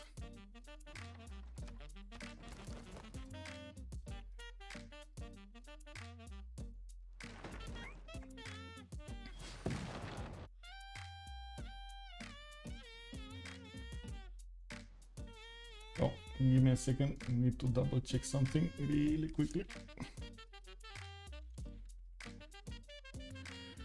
Okay, so finally Khmer did manage to get to the core ability. Unfortunately, India is getting his bombard cores in range of Angkor Thom and is starting to chew through the walls there. We don't have victory in that city to beef up a little bit the defense, nor did he have a lot of strong units. It looks like there is a field cannon core being deployed in the city center to try to shoot any kind of unit that's coming close. Unfortunately, the Cuirassier core is very strong indeed, and it's gonna take quite a bit of shots from these field cannons to push that out of the borders. There is a Pike shot over here that actually can deal enough damage to take it out. That Pike shot, I believe, just got cored up, so it doesn't have enough movement, and that's exactly what CaptainMorgane was waiting to have, some form of way over here to get to Angkor Thom. That was the line he made. Okay, we got flood barriers coming up here from Quebec City. He wants to get protection on his coaster. Let's see what's happening here. Battleships are starting to move to the west side. Again, they're not actually going to do that much. Only one city, probably Charlottetown, is going to go down. We do have a Hungarian scout. There is a levied unit from Vilnius still over there, a Persian courser. And that's going to get them the vision and maybe the possibility to get that city center. In the meantime, I do see Persia following this up with production for campuses. On the coast, they do have a decent amount of oil. I see 2 oil refined rigs that could be built here in improved in Ispahan and Anashan. Is there another one? He can't get to this one. Oh, maybe he can get to this one a little bit later. I don't see oil over here on the east side, unfortunately, and I don't see England actually benefiting from oil at the moment from his tiles. Maybe he does have some in the cities, but I don't see it yet. I don't see any actually yet. And Gazagamo still being defended. Those 2 coursers did get taken down. It looks like Cree's frigate armada is still shooting down as fast as possible his opponent's units. Unfortunately, he can only do the damage against 1 unit at a time. And there are quite a few units ready to take up their place over there. I just come from Malm stream. Good evening, sir, and welcome. What is that production from Disto? Where does that come from? Well, first of all, he's Age of Steam, so whenever he's gonna get these industrial zones built with buildings, with the workshops, with everything, he's gonna get 10% more production from each of them. And I gotta say, he did build the Rule Valley with shipyards as well all over his territory. So yeah, 1439 points. He didn't get to that level that we're expecting. expecting, as in we were expecting to see him get the record broken. We did see at some point in the wildcard tournament from veteran Takrimili a member that did manage to get 1500 points of production with Age of Steam. So we do need to see if dISTORIA is going to be on that same level. I think so, though, with coal power plants, with more of these factories being built here, the coal power plants and so on, he should get there. Now we got some biplanes in the water. Looks like they do deal massive amounts of damage against the frigates, and of course the galleys, they do one-shot them. We do need to see if there's going to be a response with air over here from his opponents, while Malm is clicking on labs and trying to get those labs being built. I'm pretty sure we're going to see dISTORIA go for the same thing soon. His replaceable parts 1 turn, and we do see him keeping up quite a bit of production here. Leonardo da Vinci did get recruited by Cree, giving him a massive boost when it comes to the culture. I'm pretty sure he built a lot of these industrial zones, and he did already build the workshops in them. Unfortunately, he doesn't have Mausoleum at Halicarnassus to give him the double yields from that, like +6 culture for each. We got Alhambra being built in Kinoso Sakahikan in the north, giving him an extra military policy slot to use. No problem, HW. Good evening, sir. We got an attack being deployed over here. Multiple Persian battleships are going against the Charlottetown, and they're going to start pushing Canada slowly but surely. We're going to need to see Charlottetown go down probably, and what kind of defense Killayad is going to manage to get against his opponent there. Still, not gonna be easy. Not gonna be easy. Campus research grants coming up from Age of Empire. Okay, they're going to try to deny Alfred Nobel from their opponents from Canada's grasp, so they don't actually get pressured in the next one. Looks like England does have enough points to get Gustav Eiffel also. He might have not seen it. Oh no, he might have not seen this great engineer, or maybe somebody picked it up first, or maybe he passed it. 216 points. Does look like a passing number. He did actually pass Gustav Eiffel to Persia, maybe? Okay. He does make so many points. What is Persia Wonder gonna look like? Oh, he did manage to get Potala, by the way.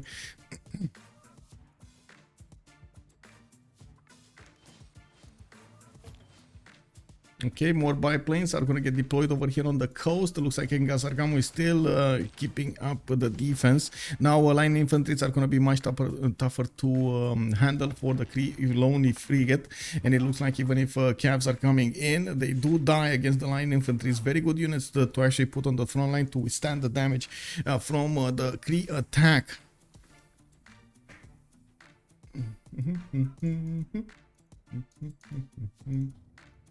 Give me a second, just passing through stuff over here, clicking buttons.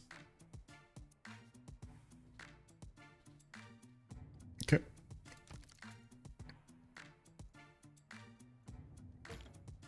Okay, we got some nice being produced here from Hungary.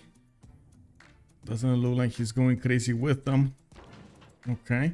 Oh, there was a city, St. John from Canada, that started building up ironclads. I gotta say, he does need to mass build them, especially since Persia is coming quite close to him, and he is probably aware of the city of St. John. He saw the coast, so he is aware that Killayad did put a city over there.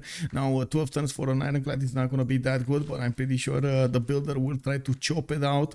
We do need to see how fast these battleships are gonna get there. They do have Ericsson as an admiral here, and that's what wait a second, shouldn't you need industrial zone? Modern. That's not good for the battleships. Wait, does he not have one? He doesn't have one. What's happening over here? Okay, Cree, England, Persia is making only 7 great admiral points a turn. It's gonna take a while to get there.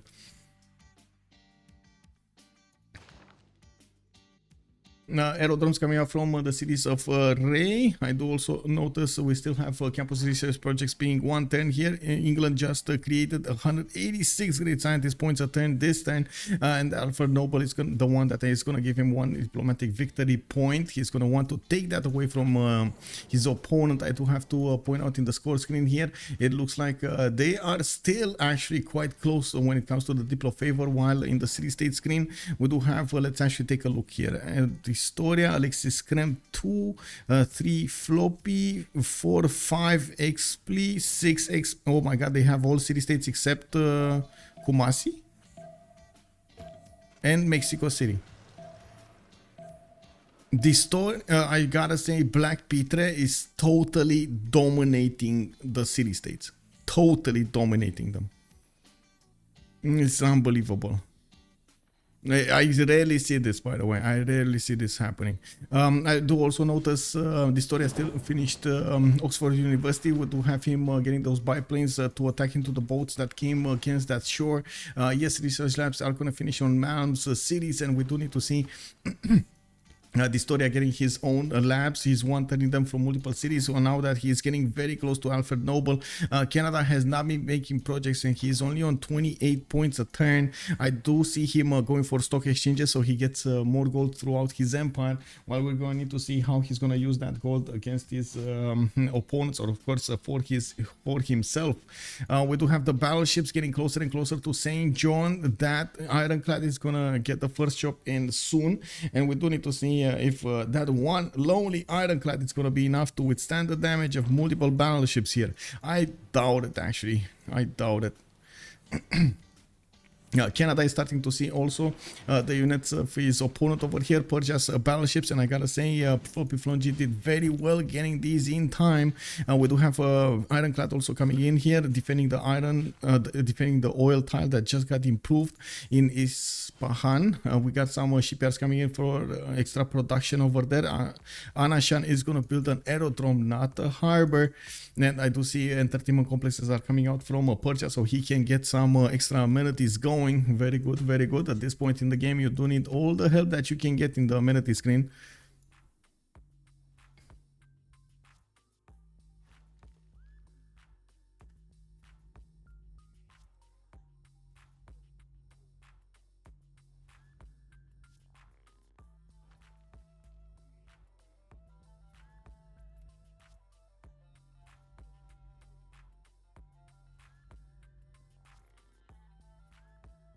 Clicking buttons to set my stuff here.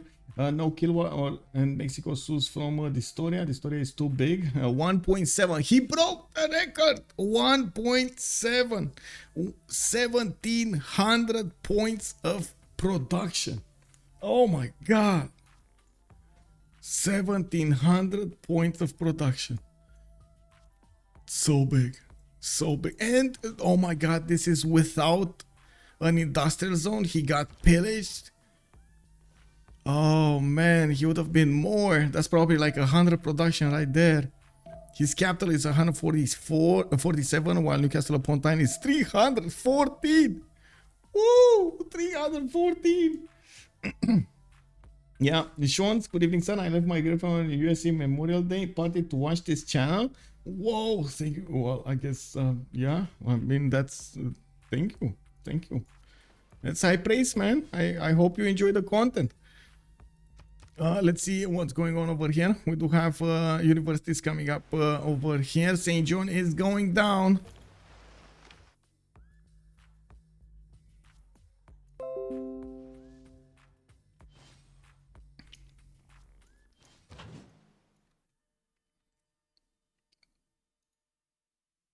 Well, give me a second. I'm getting pinged again.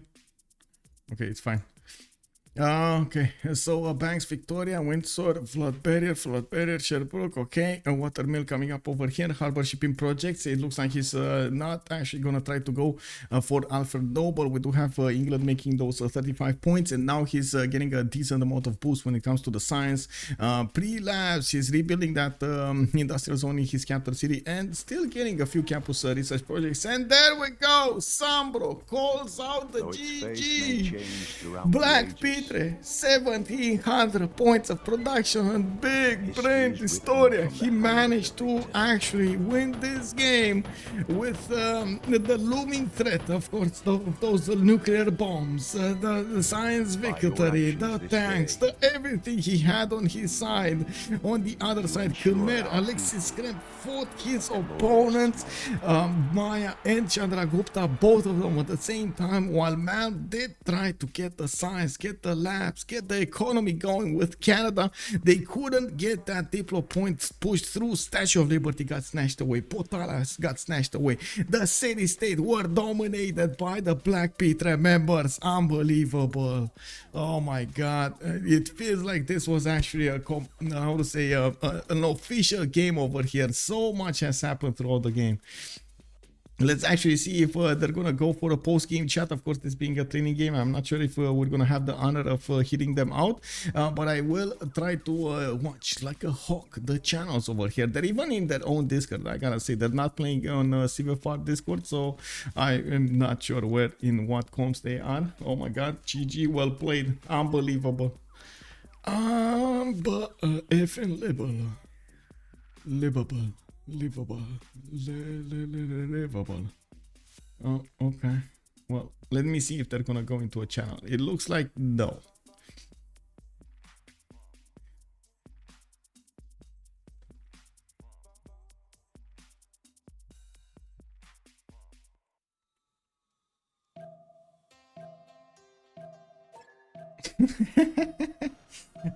Picture one, yeah. Picture one. Win. Hi Pantalus. Also, if Chandragupta managed to oh, Pitre, yes, Pitre one. Tag might have been different. Yeah, exactly. I totally agree. If he managed to push his opponents over there, that would have been totally different. Okay, I don't see them actually joining a channel over here for some post-game chat. Of course, this was a long chat anyway. Since this is a training game, they will think about, discuss what's happening over here. And I'm gonna send you to Malm stream to actually watch the game, watch the discussions unfold right there. Thank you so much, everybody, for of course being here tonight. I do hope you enjoyed the show. Thank you so much for the follows, for the subs, much appreciated. And of course, I do hope we're also gonna see each other in the next stream. That's gonna be, I don't know if we find a game tomorrow, but I do know about a game on Wednesday. Ulisse going against Freritos de la Vega. We didn't see Freritos de la Vega for quite some time. They are fighting in the semi-finals of the CPL Premier League, and we're gonna need to see what's the first game result over there. In the meantime, of course, if you're coming up from YouTube, I do hope you're going to throw this a thumbs up because you enjoy the content. You're going to subscribe to the channel, and if you want to catch me live, check my schedule on my Discord down below. You're going to find the link in the description of the video, or use ! Discord in Twitch chat, and you're going to get the invite to my Discord over here. On my Discord, you're going to find information about the upcoming games, some other information about tournaments, and of course, you can ask me anytime, any question you want. Have a good night, everybody. Have a good evening. I hope you have some fun with some Civilization 6 games, and of course, see you later. Bye bye.